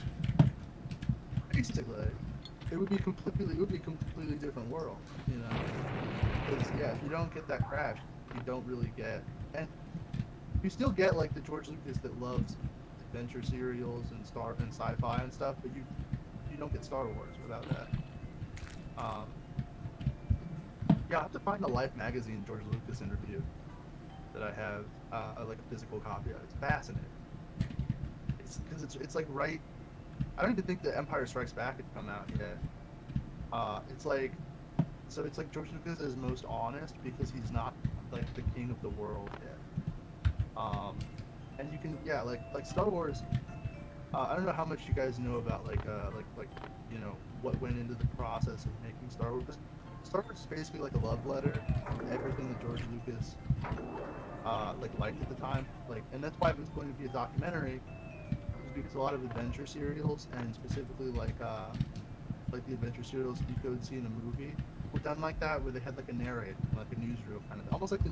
Which is what he did for Clone Wars. Exactly. That's why Clone Wars sounds like that. That's what Star Wars was going to sound like. And then they recut it into an action movie on the cutting floor. I think it was like his wife at the time, like Marcia Lucas, was. A genius woman, by the way, and I think they even like remained friends up until she passed, or something like that. And yeah, she recut it on the editing floor, took out all that shit, and made it more like palatable as a blockbuster. So she like changed the meaning, but in turn it like granted George Lucas not only like the admiration for the genre that he had and he made that movie out of, but it was a love letter. You know, it was a love letter to sci-fi, it was a love letter to fantasy, it was a love letter to adventure serials, it was a love letter to dogfighting movies, it was a love letter to fucking, Shakespearean drama, it was a love letter to fucking, pulp novels. There's so much going on. It was a love letter to fucking, Japanese films that he saw in college.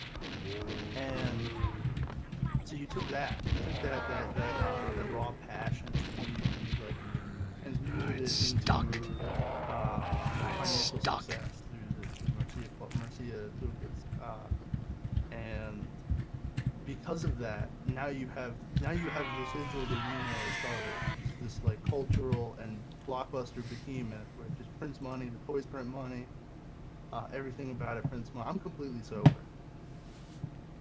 I just want to say I'm completely sober. I'm just working on this little Substack piece that's gonna go into more of this. Andy is just pausing the game. He's like, I don't even know what he's No, I'm just checking in on people. Andy's like, please get me out of here. There is a psychotic man rambling about the fucking, No. the chaos magic. Oh, hold on. I gotta let. Hold on. Gotta do something. We got another guest coming in. Yeah, go ahead. And then it gets transmuted again through the two other original trilogy films, which were taken out of his hands. And they're great. I love them. They're still good. Who is it? Oh my god, it's blow. Oh no, it actually is. Yeah, there we We go. got here. Oh, hey, Bozo. Bozo. No, that is not Bozo. Psychotic. Oh, it is Bozo. Oh shit. Yeah, I'm literally No, right. it is. I I'm didn't. having a Grant Morrison psychotic break about Star Wars right now. Just one sec. So you have this passion signal that's created by George Lucas that's been transmuted into critical success through Marcia Lucas, who edited it into a film that was commercially viable.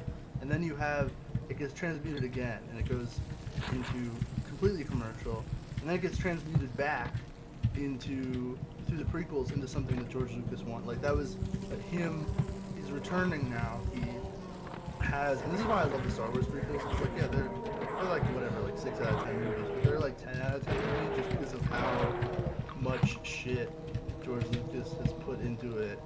Well, Like, since, like, they're not necessarily good movies. What they are is they're like definitively like Locked. a project of like one person. exactly.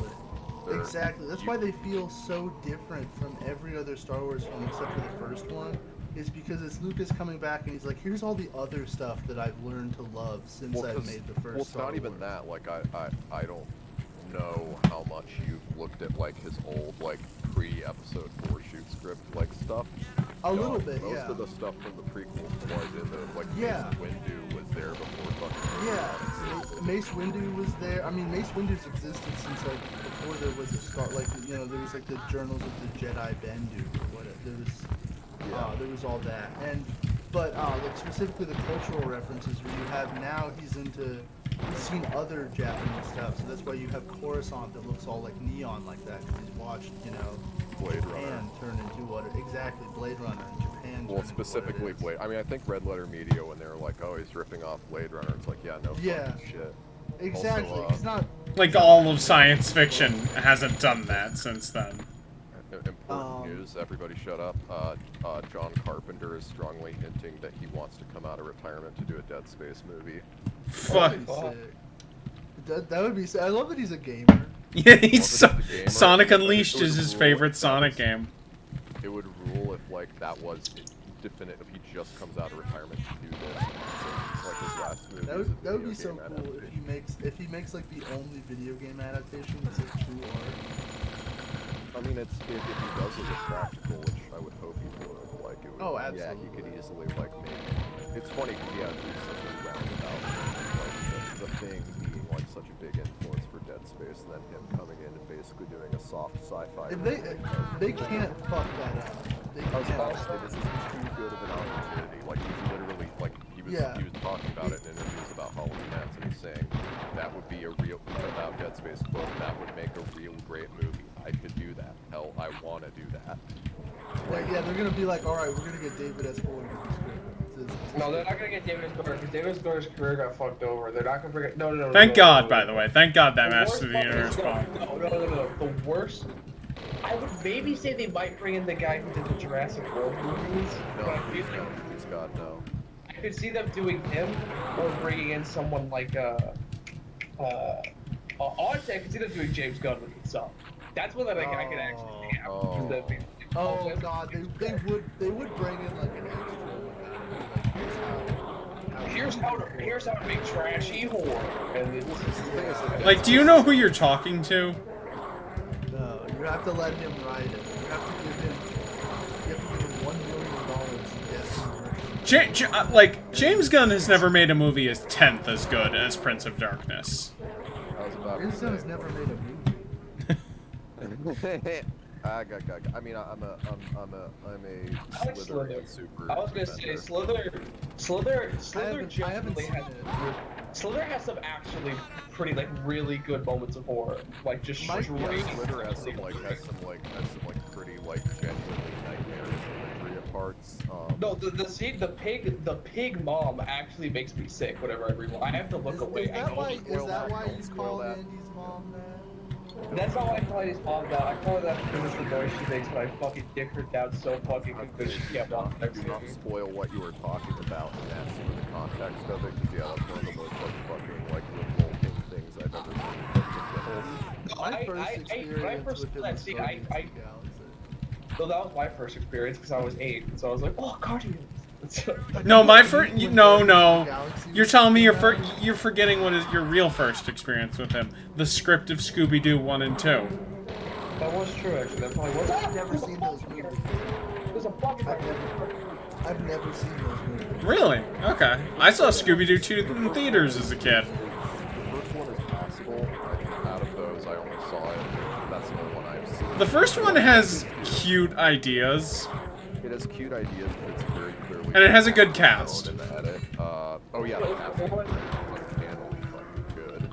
Like Is it everyone. Rowan Atkinson, the villain in Yes, that movie? yes, he's the villain in it, and I don't. It was originally know going to be if Tim anyone- Curry, and he said no because they found out they were going to do a Scrappy-Doo twist. Yeah, because the twist is that. Well, I mean, I don't know. He should have gone for it because it is the funniest, stupidest fucking thing you could. He do. did it because he hates Scrappy-Doo and wants to ruin Scrappy-Doo in the Scooby-Doo franchise, and Credit to I him, don't he think succeeded. That much of a hater. Well, because also there's a lot of stuff that, I mean, to be fair, Gunn did back this up. He wasn't just pulling it out of his ass, but he wanted Velma to like explicitly be. He was gonna like, be a lesbian.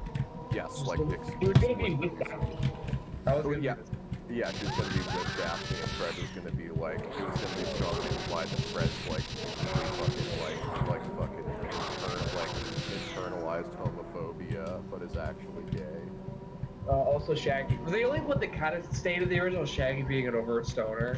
They Yeah. kind of kept that in. Yeah, because they do, cut like, that the- movie they down do the hard joke after where, like, Josie his- and the his van is- Pussycats bombed. Well, no, I was gonna say, like, do you remember they have the joke where, like, his van is smoking? Oh, that was a quick bubble. No, but they have the joke where his van is smoking and it cuts inside. Oh, he's making a hot plate because he's Jewish. But dude, no, the Josie and the Puss. But the whole reason why they have it is because Josie and the Pussycats was a flop.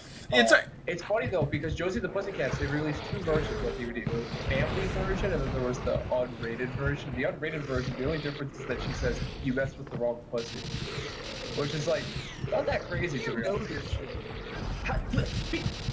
Fuck off, dude. You don't have to pick on me. You know, like, I hate you. You come after, you, like, say, like, stupid. You go on a 4-hour fucking rant about, like, seeing Padme's fucking tits through a shirt.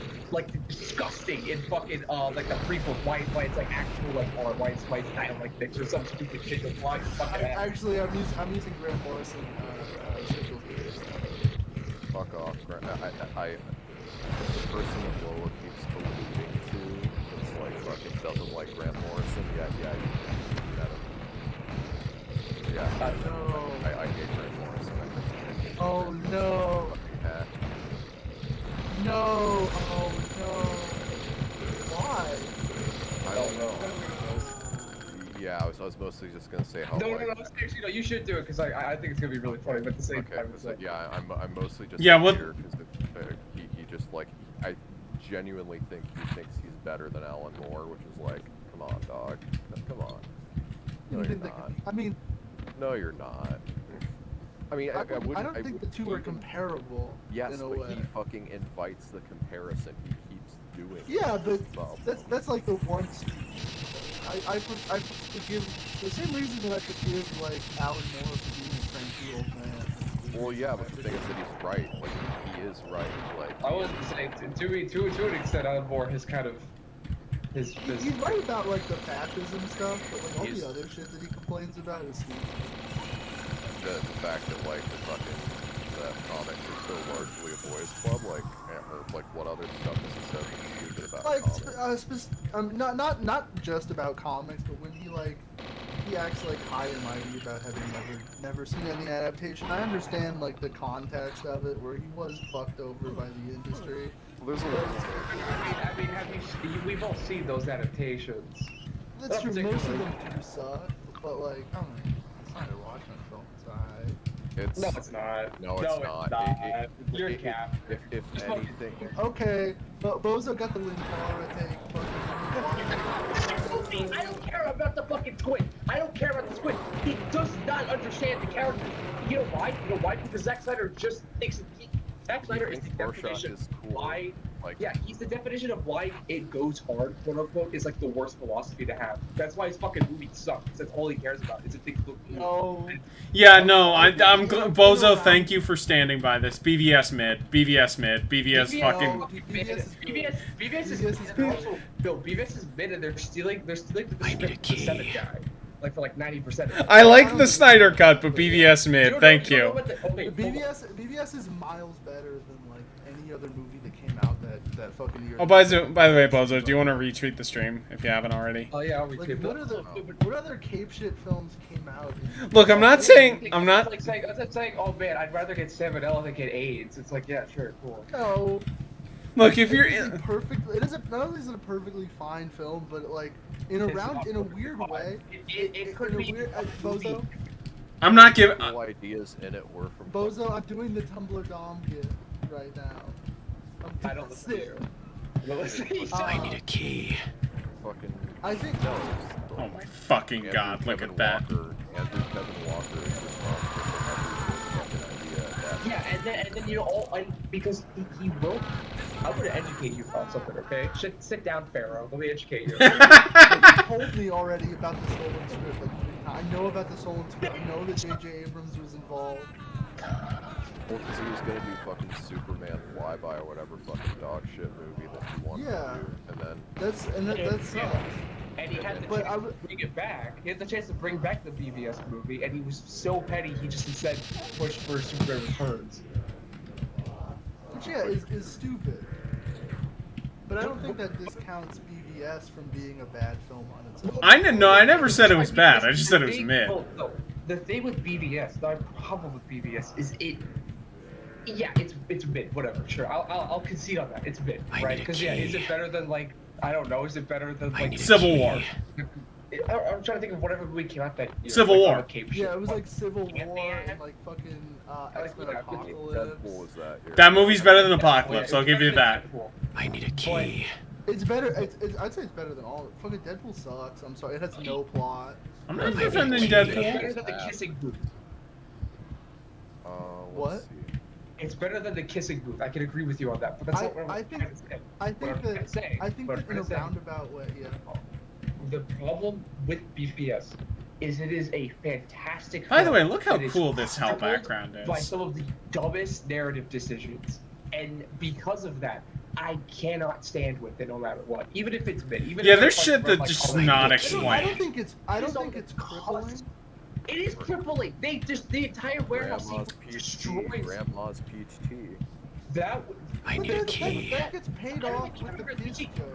How does Lex Fun know who Batman I don't is? even care about the P. I don't even care about the PP. I don't even care about the PP. The warehouse. Say that sequence, one more time. I don't care about the fucking PP. The warehouse sequence, though. The warehouse sequence cripples the entire narrative arc of the film. It specifically ruins Batman's character that they've been setting up the whole time. You point out on Twitter, and I agree with you. What makes the movie really interesting is it is doing DKR, but it's specifically saying no, Batman sucks the whole time. Yeah. There's no good part of it. But, and I agree, and that's cool. That's what makes the movie cool. You know what the problem is? It throws that message out the window because he goes into that warehouse and keeps acting the exact same way he was before. There's no reason that, if he, like I said before, if he had the chance, if in that warehouse sequence, we actually get to see him in action and we see him not killing people. We see that what happens with Superman, the whole Martha moment where he realizes, oh, Superman, no matter how much I try and degrade these people, no matter how much I try and justify what I'm doing, they are still men. They're still men came from mothers, right? They're still little boys who are being traumatized by me. I have become JoJo, right? That entire moment is destroyed because we see him kill 77 guys in the warehouse sequence. Like, okay, well, what did he learn? And then at the end, actually, canonically, they all survive. And then he goes. Shut up. Oh, he goes. Men are still good. It's like. You know what? I will give you credit. I will give credit. A good movie does pay off that. The Snyder Cut pays that off in an interesting way with Bruce trying to repent. Snyder is a retard savant. He is a retard. No, I hate saying this. It took his dead daughter to make him make good stories. Thank you, Bozo. Thank you, Bozo. Oh my God, you're so right. Oh, thank you. It's literally true. That is literally true. He is a retard savant because he doesn't understand any Cope. characters, but he ends up making decent narratives out of them anyways. You know why? You know what gave the Justice League all that heart and all that verse, all that beauty? Is that daughter. You can't get mad at me for that. That's true. That entire sequence, the Flash. Shot after that was shot way the fuck after his daughter died. Yeah. I mean, I that entire sequence, but I don't think that he came from. I don't think he came. Okay, no, again, listen. I'm not saying he's a food. I largely. I feel like we 80% agree with each other. It's just, we're just fighting over terminology. It's very fun. The reasons I put all of the blame on BVS on David S. Quinn. Yes, of course. I also do that. David S. Quinn, because here's the thing, because I agree with you. No, wait, do we agree with that? I agree with you. Zack Snyder is a retard spawn. But the problem this is like the epic rap battles of history where they become friends at the end. You mean? Oh, you're talking about Sam Lee versus? Yeah. But anyway. But yeah, David S. Goyer comes along and he's like, I write for everyone now. Except the problem is when you I need a key. I need a key. You have to have an actual non-retard to keep that thing in check, right? You know, like, you know, they might be doing like a good painting, but then you have to have someone come over and tie their shoes. You know what I mean? You have to have that nurse on standby. And the reason I think that's such is they had no nurse. They had no nurse for them. And so you have David Esquire. They have David Esquire, who's like, you know, they have the setup, they have the arc all the way there, right? And the Snyder idea of making DKR, but actually just putting it and really hammering the fact that no Batman in every sense of the word is not justifiable, right? It's a story, right? It's so funny that Zack Snyder found more than Evan's Madness or whatever. Oh yeah, and it works, and it works. But then what you would have to do is when they're pitching the warehouse sequence, and I could see, you know, the Savant part is wearing off, and he's just starting to play with his Hot Wheels, and he's like, you know what they should have done? Alfred took over. Yeah, they should have filmed it like Batman the Animated Series. Yeah, you know what they should have done? Shut Andy. Shut your fucking ass up. No, you know what they should have done? They should have had the Doomsday fight happen like halfway through the movie. Ooh, that's in. But then Superman's dead for. You know what? I don't agree. They should have had. That should have happened halfway through the movie, and then you end with the warehouse scene in the Lex fight, and then you have a time skip, or even. No, I have two things to say on that, because one of them. I'm going to first go with the warehouse thing. I'm going to first say. You could have also done the movie without the Doomsday fight, because the Doomsday fight was just them trying to rewrite the fact that the original script, the Doomsday fight was actually Lex Luthor in the original script, and that was not the intended purpose. That was what the Batman Forever guy added in. But what I could say, going into the time skip thing, is that would actually work, because if it happened halfway through, and Batman not only, he has the epiphany while fighting Superman. Then Doomsday runs it, right? Doomsday runs it. He's like raw, angry, crazy. He's like, and Superman dies, and so Batman is not only he's sitting with his greatest failure. Not only because that's the reason why he loses, because he's weak from the fight with Batman, right? Batman exactly, and to get more Excalibur powers, when King Arthur seduced and one destroys it, like it's that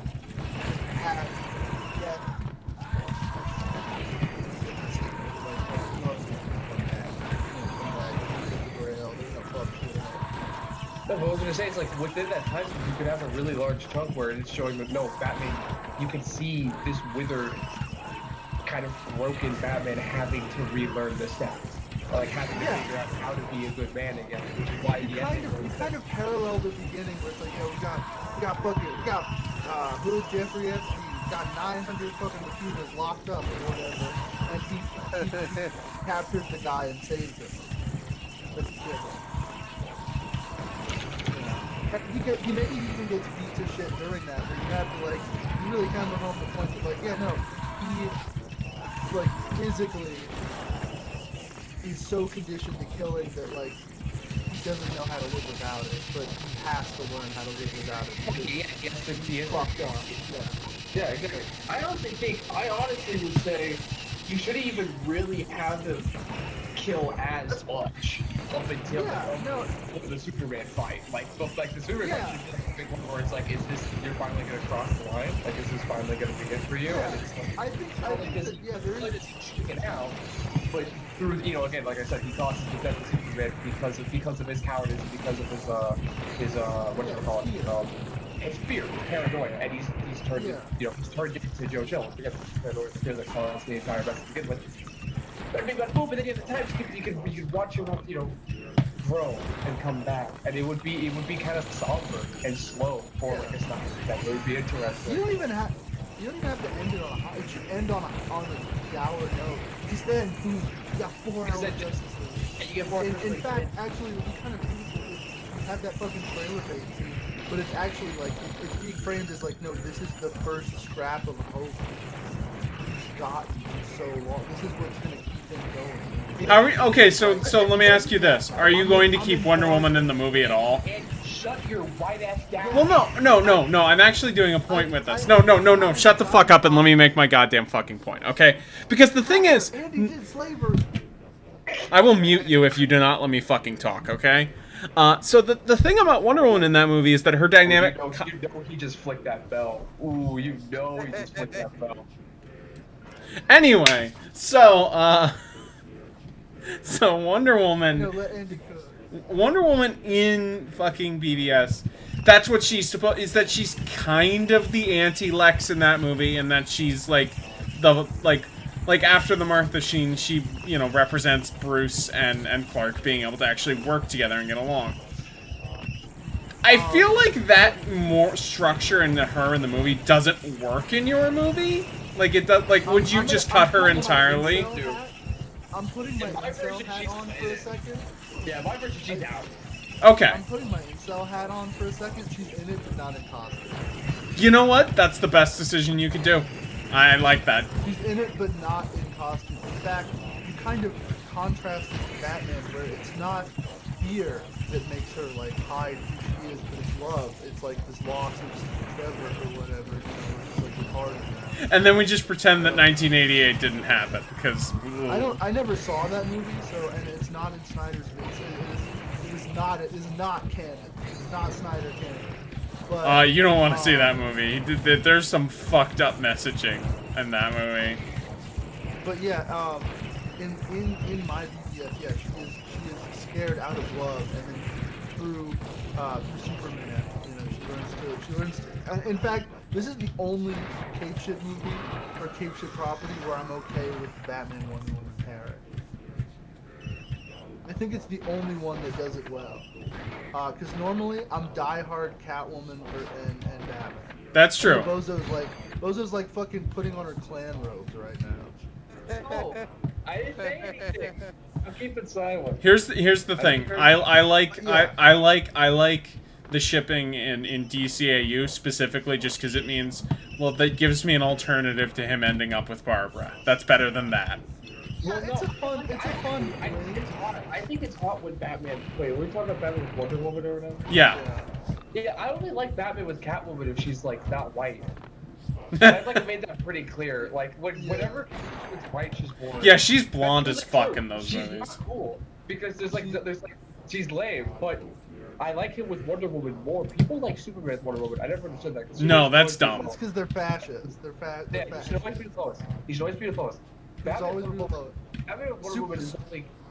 Superman like thinks of other pussy and starts throwing up. No. Yeah, it makes him sick. Well, it makes him physically. I think it works better in the sense of Bruce doesn't want Diana. Diana wants Bruce because Bruce is the ultimate I can fix him. Yes. I disagree. I disagree. No, I think at first, and then you get him, and he's like, "Damn, dude, I could go with a badass fucking Mediterranean." He lets himself feel emotions for a second. Yeah. Oh man, I never had she's fucked like up green human. pussy. The big thing, she's also just not human, and that kind of makes her cooler. Yeah. Like Yeah. she's Amazonian, so it's like I think there's something beautiful Do you about think her the pussy's made of clay? I need a key. I think her cream is. I think her cream is. Dude, that would be so cool. She just dusts. That's Instead sick. of squirting, she I was dusts. imagining like Batman, like Get Batman. like a fucking powdered sugar on like a Yeah, donut. no, like, Batman goes down on her. That he like when after she orgasms, he lifts his head up and looks like one of those little chippy kids. Yeah, Like, it's I like think the it's scene. It's I like thought the you were scene gonna in say it just starts, like, he just Ghost. starts coughing. Like he just I starts need a fucking key. coughing. Like he gets his lungs. It's like the scene in Ghost. the hell is like, that it's like, spider It's like going? he's fucking finger popping her, and there's like clay water shooting everywhere. Oh, that's amazing. And Whoopi Goldberg is there. I don't know. I haven't seen Ghost. Whoopi Goldberg would be there to watch.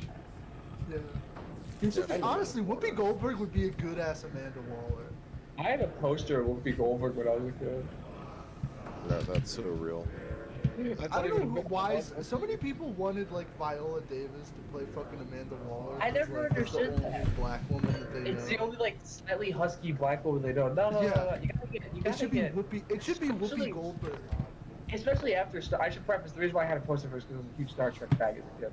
But like. Oh, dude, you know my like- white ass got Star Trek open in the other tab right now. Yeah, they were Yeah. bitching about Yeah. Discovery and DS9 and talking about all the shows before we got on, and then shifted Well, I to did Star cook Trek. on Star Trek.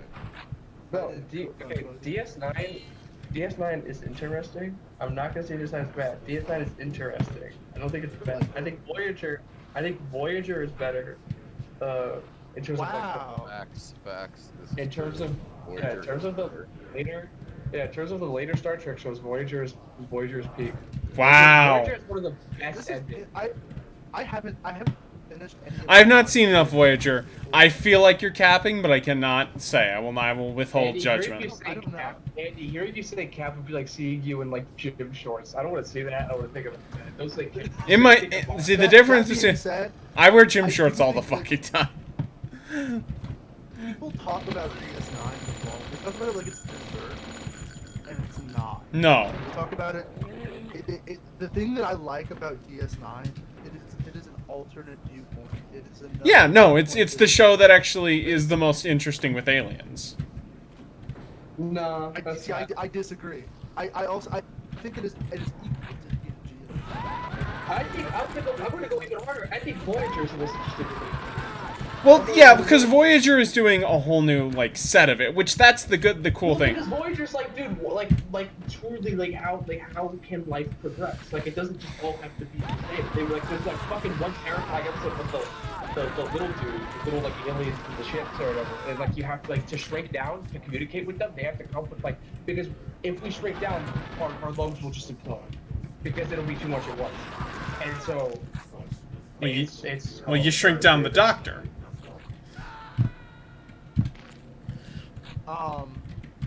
I think that the way that people talk about DS9 is like it is berserk, like it is a genre that existed, which is the genre of Star Trek, and it is doing like gritty. No. Holds barred. I think that is not true. It is a different opinion on. Me and Bozo were talking about this. Like 45 IQ Tumblr left this would be like Star Trek is socialist, or whatever, and they're wrong. And then this opinion is to be like actually Star Trek is fucking about voting or whatever. And then dumbest opinion, smartest opinion, Star Trek is leftist. It's leftist in a way that like specifically shows the critique from like a leftist POV. It is not. It is they have something where fascism never even enters into the equation. Like so many like it is not boring cheap dunks on comedy. It is like Yeah, I think the Maquis stuff is one of the most interesting. What you're saying is like Star Trek is a leftist show, but it's like you guys are all stupid.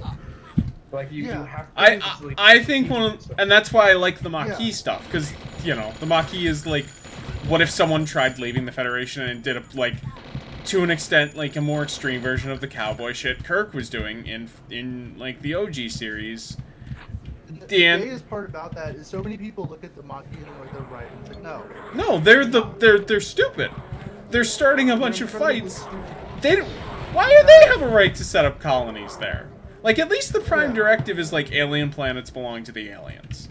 The thing that fucking rocks about Star Trek is like fascism has been totally defeated in the mind and body. The thing that and not to the like it also perfectly synthesizes the types of guys on specifically on left Twitter, where it's like you have like the freaks that are like, you know, me and my polycule are gonna fucking have, you know, anal sex in the woods or whatever.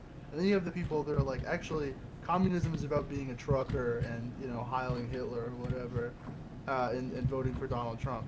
And those guys are Riker, where it's like, yeah, no, like, and then the polycule sex freaks are also Riker, where it's like, yeah, you have that perfect synthesis where it's like, no, we can allow ourselves to have difference of thought within our belief and difference of ideas and differences of like what makes you truly happy. Where it's like, for Riker, of like if our ideas could be critiqued and they can still overcome those critiques and become better. Yeah, because Sisko never forgives Picard, ever. because Sisko still hates Picard.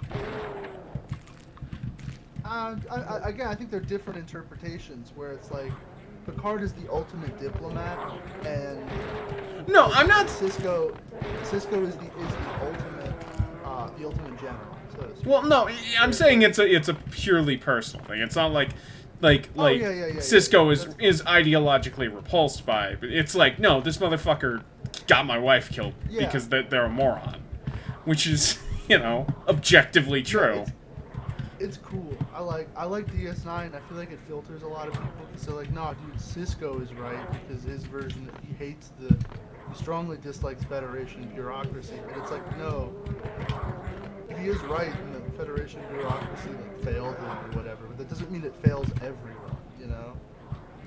Did Bozo leave? No, I think she's just being. Yeah. Okay. Eli was in here and then dipped. Oh, okay. Also, sorry, Eli. Sorry, Eli doesn't care about Star Eli's Trek. white ass heard Star Trek and got scared. Dude. Cisco would never forgive. Yeah, exactly. And you have a counteractive to that, where you have that one TNG episode where there is that guy who like loses his wife or whatever, the Cardassians, and he does do sort of like his own Maquis, and they have to kill him because he's not going to ever like stop. Like Cisco there will come a day when Cisco like puts the sword down. For that guy, there won't be a day. Yeah.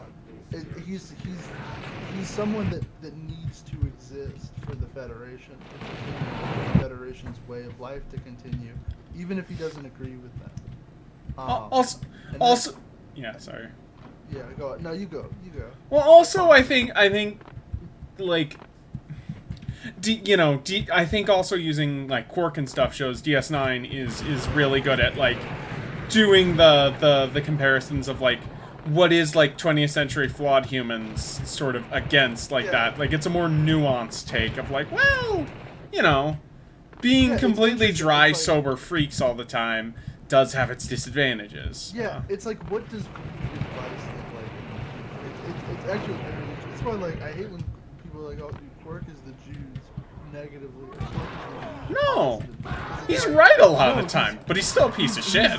He's just like, yeah, what does greed and vice look like in the future? Like, what would a utopian society, what would their sleaze... Penultimate level, only 2 more and then we're done. Yeah. It's really cool. I really fucking like Star Trek. I also like that, like, I talked about this a little bit earlier, but Bozo, you can back me up here. I think the reason why Star Trek does beige core sci-fi so well is that because it's I sort of realized it's like safe and edgeless and comfortable for a reason. Like the reason why there's carpets everywhere and everyone wears fucking pajamas to go to work is because, like, yeah, for an instant, like, someone can snap their fingers and you are irradiated in 7 different ways and your life is just over. You're sucked out into space, you're irradiated, you're fucking transported into a wall. Like, everyone in Star Trek dies horribly. I mean, I'm just like, we were talking about that before. I was telling you about the episode where the girl gets stuck in the walls. The wall, like she gets teleported wrong, and so they have to manually remove pipes and wires from her. Like, yeah, it's the most horrific things that can happen. You want people to be as comfortable as they can because they know that you're stuck out, and that's what you want. Every industrial accident, like, is every industrial accident just kills you. Like, there's not a God bless Chief O'Brien, hardest working man in the Federation. No, he's real as shit. I love him. He's one of my favorite characters in Star Trek because he is just like he cannot catch a fucking break.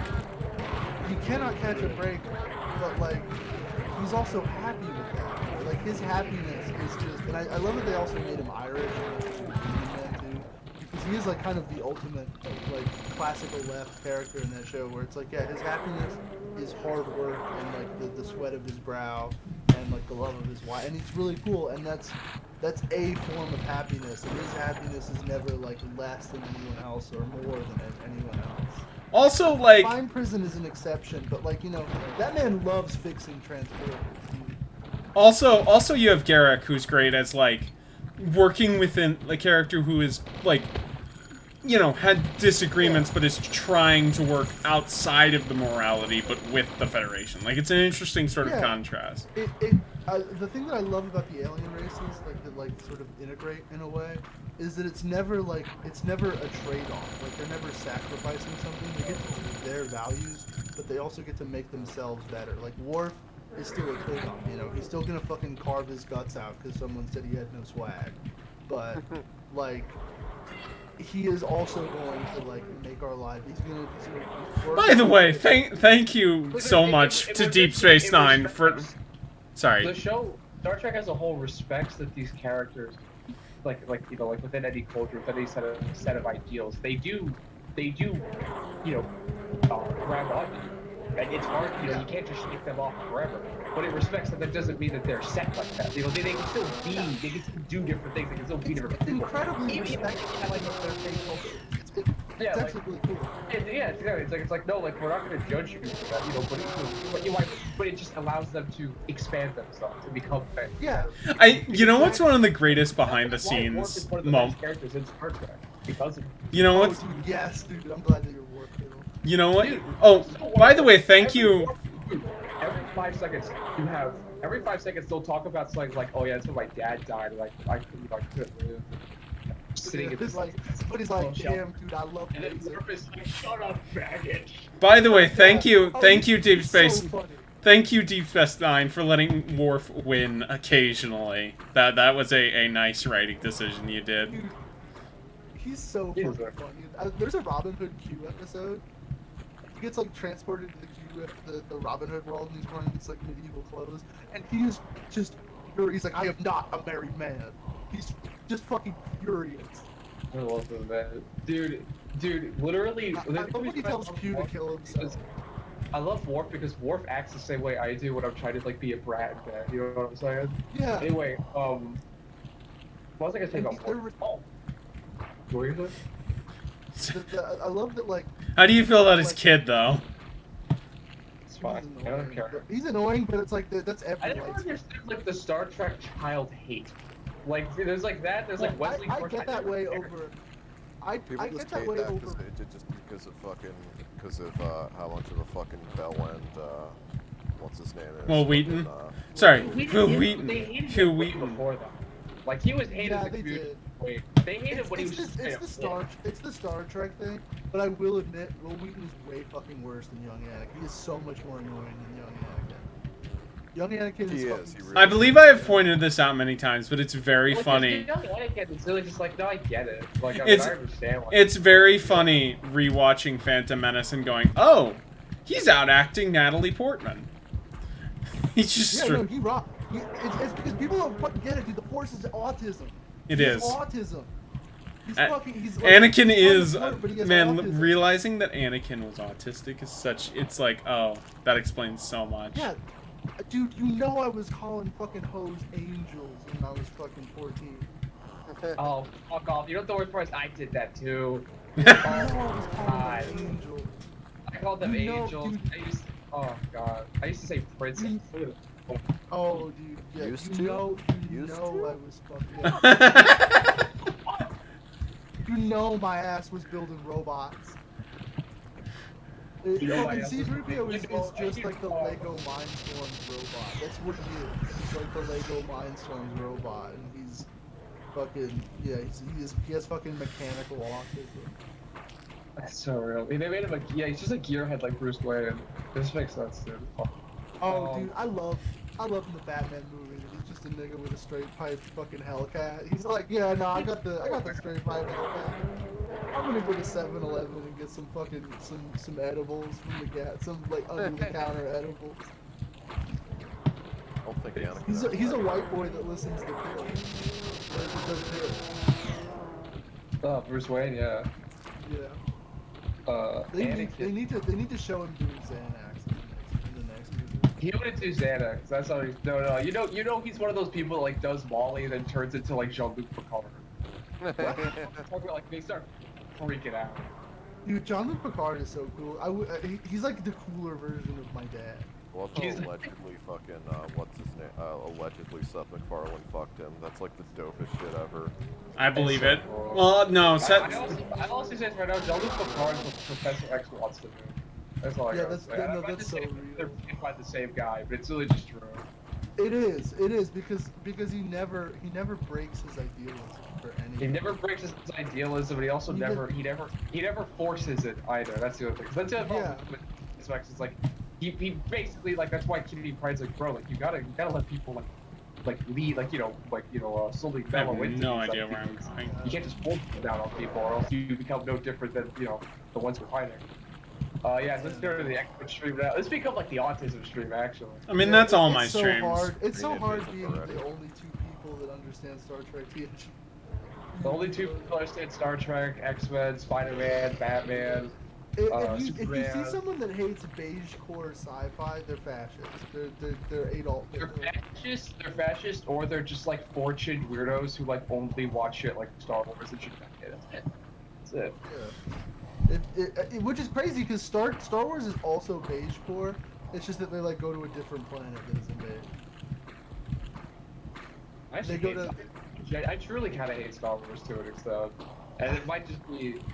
I hate Star Wars because I love Star Wars because it's like I have Star Wars. It's like there's cool ideas in there. I don't recognize their cool ideas, but they're just like they just fumble it too much. Well, actually, no. Okay, sorry. There's the original. What I like about Star Wars is that they try. At least until the I like that they try. All their fuck ups for their own. That's fair. You know what? I'll partially agree on it. I still think they suck balls, but I'll say at least it's better to at least like, you know, try and trip rather than just like pull a Disney and not try it. I love thank you the Duke X. Thank you the Duke X 99. I love whack jobs going at each other. Like, I'm happy I found someone who gets me to another guy in the straight jacket. That's real. Me and fucking Bozo are like we're gonna go to a fucking Arkham Asylum, but we're also gonna undo anti-Semitism and racism at the same time before we do it. Yeah, we're gonna create the greatest like Jewish non-Jewish alliance in fucking Scooby-Doo. That's actually real as fuck. By the way, you know Josh City of Freaks, Bozo? Oh yeah, I love him. Did you see their tweet today on Twitter where they're like, "Wait, Ty's not Jewish"? I was surprised by that too. I thought they were. Can't you shoot it, Andy? Can't you shoot it? Probably, actually. That's probably what they want me to do. No. You're supposed to shoot it. Go under, Andy. You stupid idiot. Go under the water. There's a little hole. No, Andy.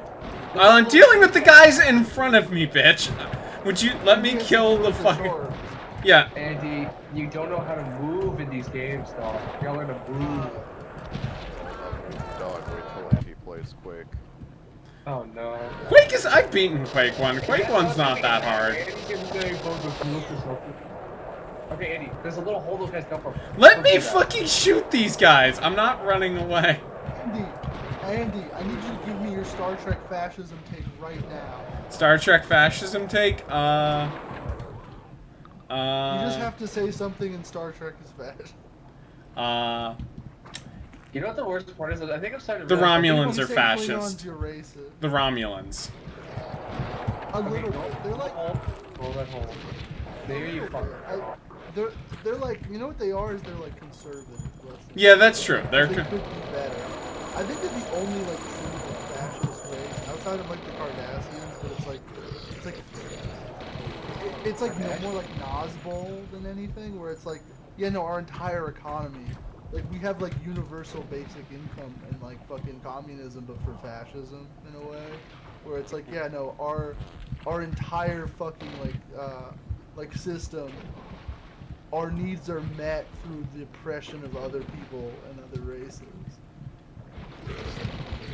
It's kind of the same thing with Klingons, but it's like it's less in a way where it's like their thing isn't fashion. It's just more like war, where it's like they have communism before war. The one that's really fascist. Hold on, Cole. Yeah. Oh, sorry, it just came on. Oh, dude. Yeah. The one that's fascist, the most fascist to me is the Dwarves, but I guess that's kind of like a Reddit thing. I mean, they literally are, though. That's kind of the point. Yeah. It's because they're the only ones that like actually like not only suppress dissent, but like suppress like biodiversity. Like the thing is they're the most Star Trek ass characters, and it's like, yeah, like we're fascists and we're also a high-side robots, and it's like, get it? But there's like actual elements to how they were, especially because like they basically just kind of all are about aesthetic, and that's it. Like, they don't really have many ideals. It's just it's bleeding that aesthetic and using it to gain power. It's aesthetic and and pain and like and the subjugation of other Yeah, that need of constant suffering, so they have something to always. Yeah, that's this. Yeah. They need constant pain, so they have a constant reason to cause misery. How do you feel about the Borg Queen, like, existing? The Borg Queen, she made me hard. Yeah, she made me hard. That's all that. I don't care if it doesn't make sense within the lore.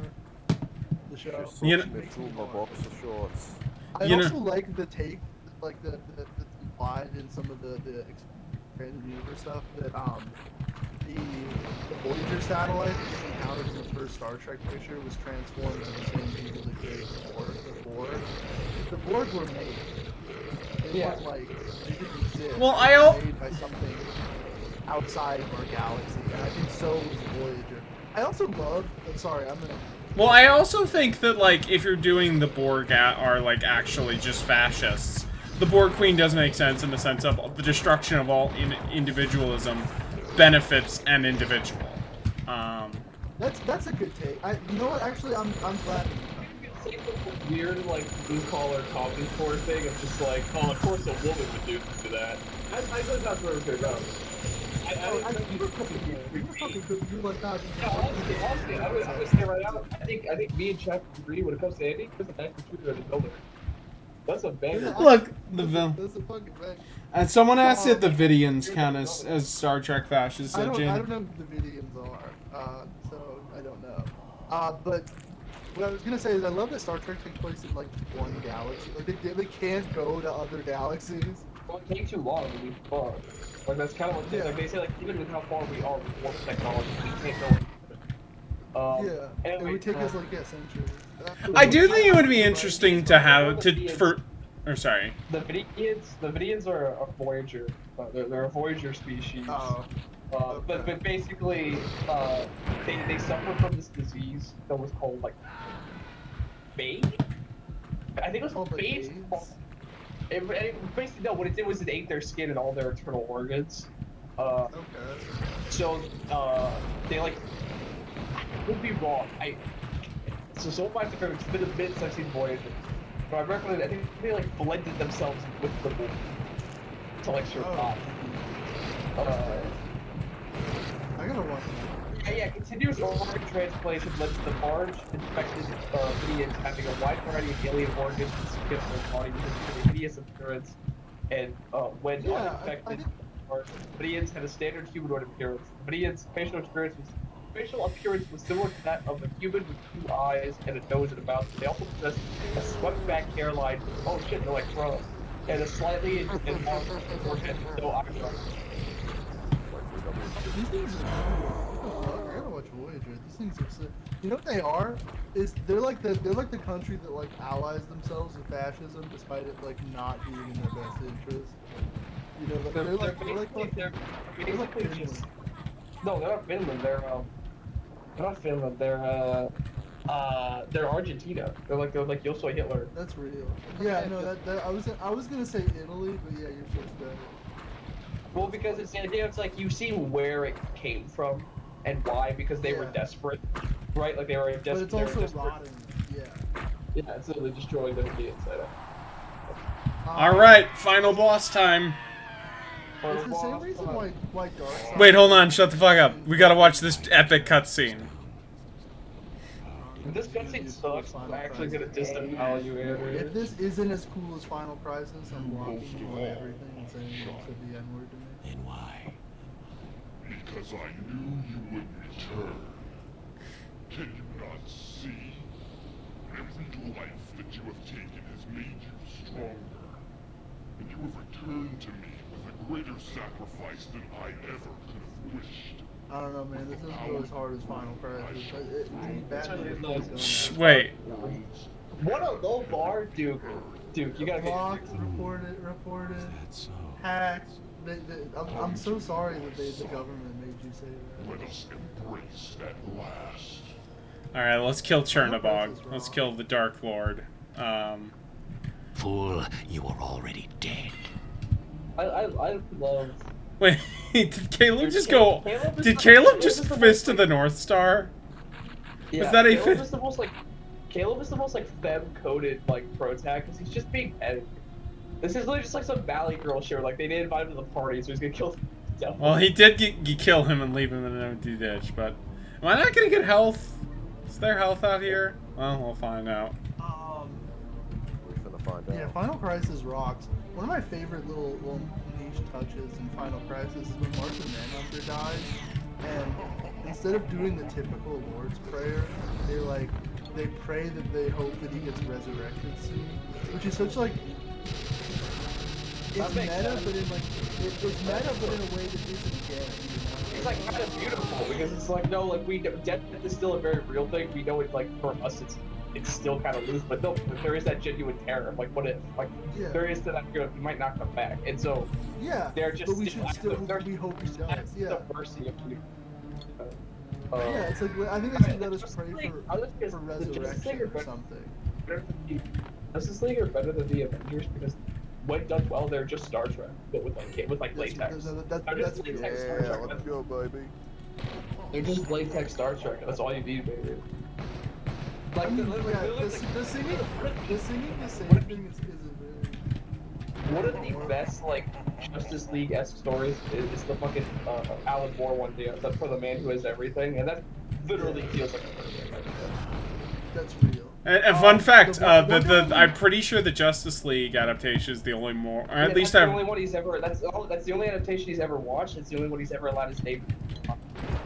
Yes, was the Justice League adaptation of For the Man Who Has Everything, because he really liked what they did, because they actually gave a shit. And they also replaced Jason with Wonder Woman, because for reasons. One of the to put her in there somewhere. They had to give that bitch a paycheck. Yeah, they had to give that bitch. They got to show like, all right, we got to draw some titties somewhere. Bruce Timm was looking for the road. Yeah, Bruce Timm was gonna kill Bruce Timm will walk off set. They will walk off set. That would be so funny if he was like a diva, but for like comedy. He basically is. He is literally just Gooner Danny Elfman. That's why he looks so ugly. It's because he has a receding hairline. He is the Gooner Wojak, but for Danny Elfman. That's so real because you know what? That explains the Killing Joke. Like I'm fucking leaving if you guys don't fucking show Batgirl. Leaving if you don't get to see. Yeah, if I don't get to see Batgirl's prog ass bounce up and down like a fucking wet steel on Batman's cock, I'm leaving. No, not on Batman's cock. No, not on Batman's cock. On Bruce's cock. Yeah, we know, but I hate that scene specifically because it does some incredible things. Like that is, I have to give it to her though. She's riding that shit like the life fucking depends on it. It's fucking insane. She rides that like a POW on a World War I horse. Like that is what it is. It is amazing. It is a show post. But also, it's for the worst. It's for the worst pairing and it's for the worst pairing, and for probably. I'm gonna be honest. I don't think Bruce is good at sex. I don't believe that. I think because he doesn't. He's just kind of okay. Yeah, he's just average at it. Because he doesn't need. Yeah, it's like he has a firm grip, and he's attractive. That's all he's got. But if he's in costume and he's fucking, I think he's better at it. But yeah, it's still not great. Like, still not like. Within the Bat family, the people who are the best at sex, I would say, are Tim Drake because he's got some kind of autistic thing with it. You know, like the thing with Drake is he thought he was bad at sex, so he spent 6 months learning how to eat pussy. Like he bought a fleshlight to learn how to eat. I did that. I did something similar. I'm not gonna get into it though. Yeah. But then the second thing, the second thing is you don't think Grace is she's naturally good at it. Oh, yes. Dude. If the Killing Joke sex scene was her riding fucking Ireland like that, I would have Bruce Timm's name tattooed on my fucking chest. I would be fucking so good. I would be telling my mom to watch it. He hates Dick Grayson having sex. He hates Dick Grayson. He hates Dick Grayson in general. He just doesn't like him. Which is it's Tim Drake though, so I'm okay with that. Tim Drake is my personal favorite. I am a diehard Dick Babs chick. Oh, no, I'm fine with Dick. Dick and Babs is like perfect because also I believe Babs gives the worst head ever, and that's why he loves her. He has to show her how to do it. Like you know like the old Bugs Bunny picture where it's like Lola saying like if I don't have to my butcher. do, but it's recording like learning sex tips. He's doing. She also puts a finger. That's true, but she does do this. But it's like, yeah, like he's being acrobatic. This is a great stream. Oh, dude, he's doing spirits.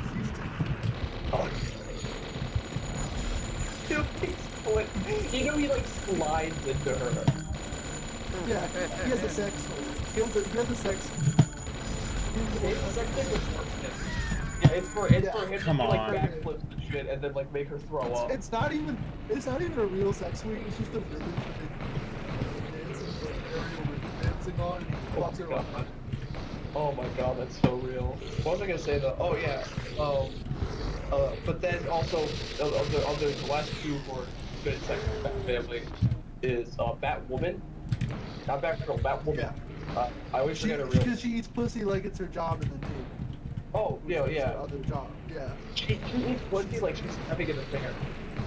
Actually, I do kind of love that the CW show is just like, Batwoman would be running the back.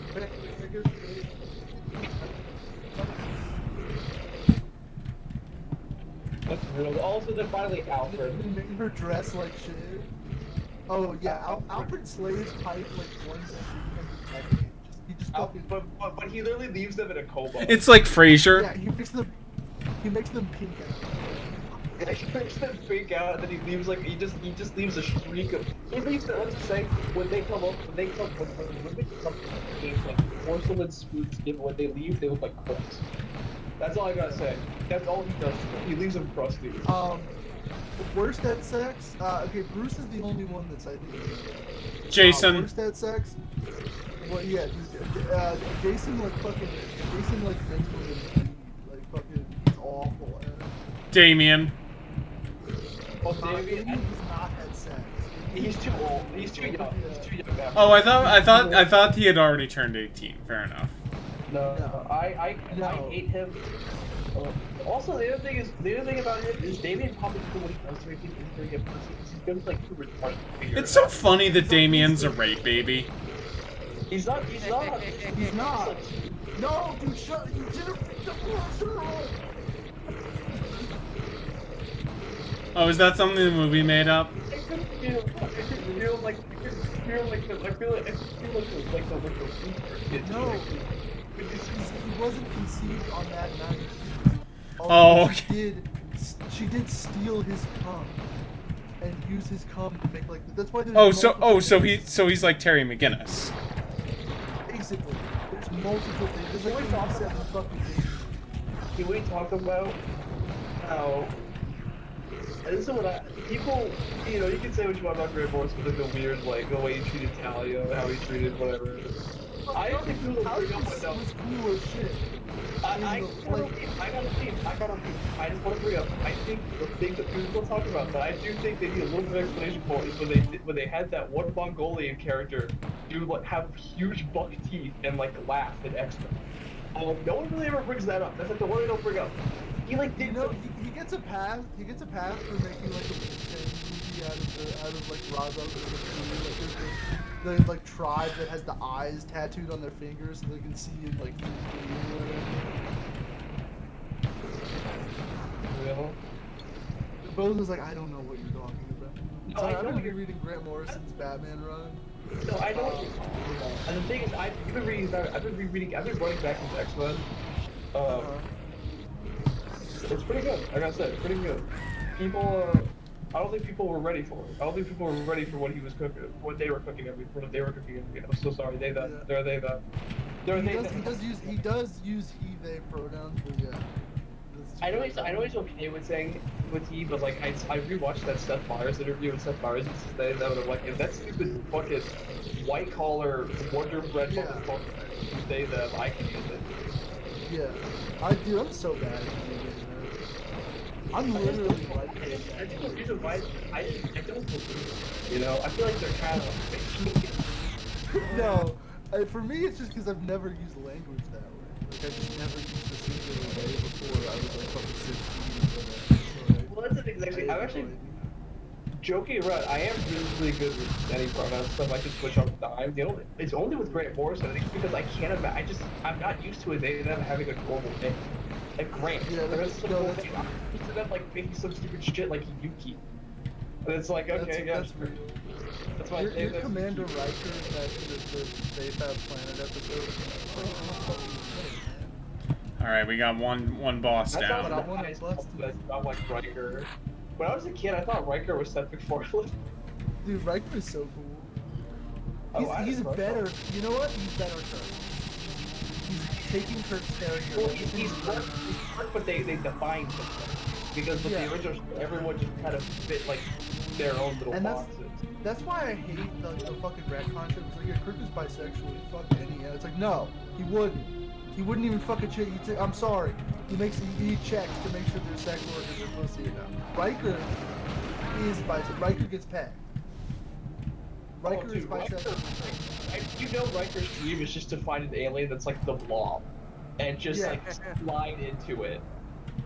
Kirk is not fucking. Kirk is at most is fucking like between has bottom surgery. This is true. What? That's my favorite part about Andy, you suck at this game. That's my favorite part This about game's really hard. Okay, we're almost I there. played the game. You suck at it. Now a Anyway, boss fight is too hard and you're fucking taking too long on stream.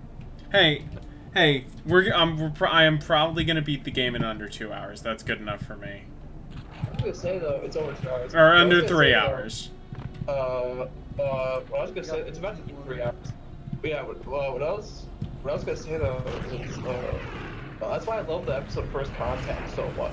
Is because clearly it's like Riker. If you want to save the day, you have to fuck.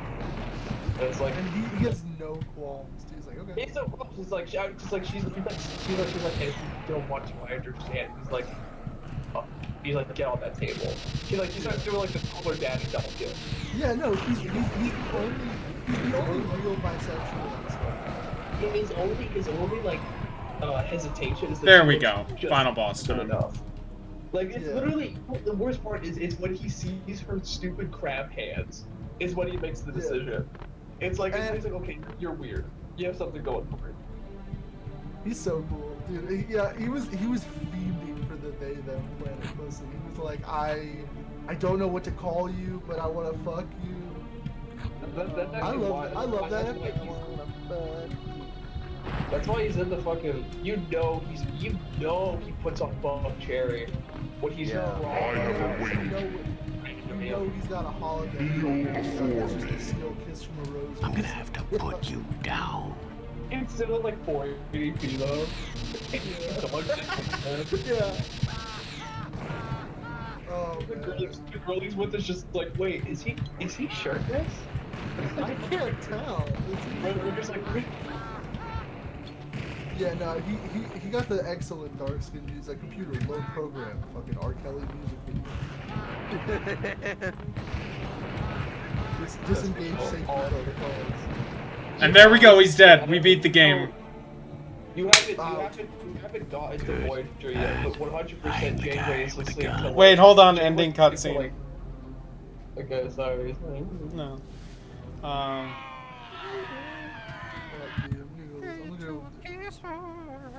I mean, I'm gonna that start, song like- was like actually how humping much the Steel floor. loves rectal prolapse. That's real. He's really He made a- feeling about it. I hate this dude. He's so busted. This is what white guys look like when they turn green. This is all white guys He, who look, get. he looks like evil Linkara. The concept art looks good, I swear. And then it's like you get pussy now. No, wait, that's a person. That's a man. Look, Caleb gets away with it because he has the coolest voice of any character in all of fiction. But anyway, that's Blood. Of all the big... I haven't played Unreal 1 yet, but I feel like... It's not as memorable, like, in terms of, you know, character or what have you, but just as far as, like, mechanics and... Honestly, I'd say this is From a rose. far and away above the rest of the build trilogy. This is probably my favorite 90s FPS. Oh yeah, of course. 'cause So- it's just it has so much character too. And so much, and all the weapons are, and the thing is, like, Oh, hey, Ricky, you made it in time for literally the end of the stream. Yes. The thing about Blood that makes it great is that I also, unlike most of the other big 90s FPS, there's no, like, big chunk of the game that's like, oh, this is the bad part. There's no city levels in Doom 2. There's no bad space station episode. There's no Zen. There's no Sandy Peterson levels. No, some of Sandy also. Sandy made the best level in Doom 2. No. Yes, he did. Yes, he did. Map 16 Suburbs is the best Doom 2 level. Andy, you're gonna want to have your fingers on the mute button because I found out you guys are a music bot. Oh no. Are you putting in Seal Kiss from a Rose? Oh, dude, the channel's full. Thank you, Ricky. Thank you. Anyway, yeah, Blood fucking rules. I'm really glad I got to do this on the stream. Yeah, this game just fucking rules. Go play this. There are like more content. Like there's the 2 expansions, one which was made by Monolith back in the day. Andy, have you tried fucking what's it called? I played the first 2 levels of Death Wish. I'm gonna do it at some point, but not. Yeah, Death Wish is fucking insane. Yeah, I know I know the Silent Hill level. I know the Thing level. I know there's like. There's a fucking Saw level in it. I'm excited to play that on stream, but that is for another time. I will be back Saturday night to check out the Scream Fortress update this year. No, never. I'm gonna listen to Kiss from a Rose. Bozo, leave. No, don't you fucking do. I'll leave. No, don't. No. You stay, Ricky. No. Thank you, Ricky. Okay, Andy, I'm sorry, man. You gotta go. No. Andy, you can still talk to your stream. Andy, you gotta go. I'm not fucking leaving my Discord call. You fuck you. Andy. I think the solution is clear. You're right. It's very clear. Anyway. You gotta do it. Andy, it's fine. You won't get DMZ. Anyway, this has been Bloodthirst Supply. I will see you next time on Saturday, and then on next 1 week from now, we will start Resident Evil Remake. Until then, let's go. Oh wait, I should be here for that. Wait, have you played it before? I have not. Okay. That'll be fun then. All right. I'm wondering if I should like tell you certain things. I would like to know specifically what zombies I should fucking burn. Anyway, bye-bye. Andy would like to be told certain things.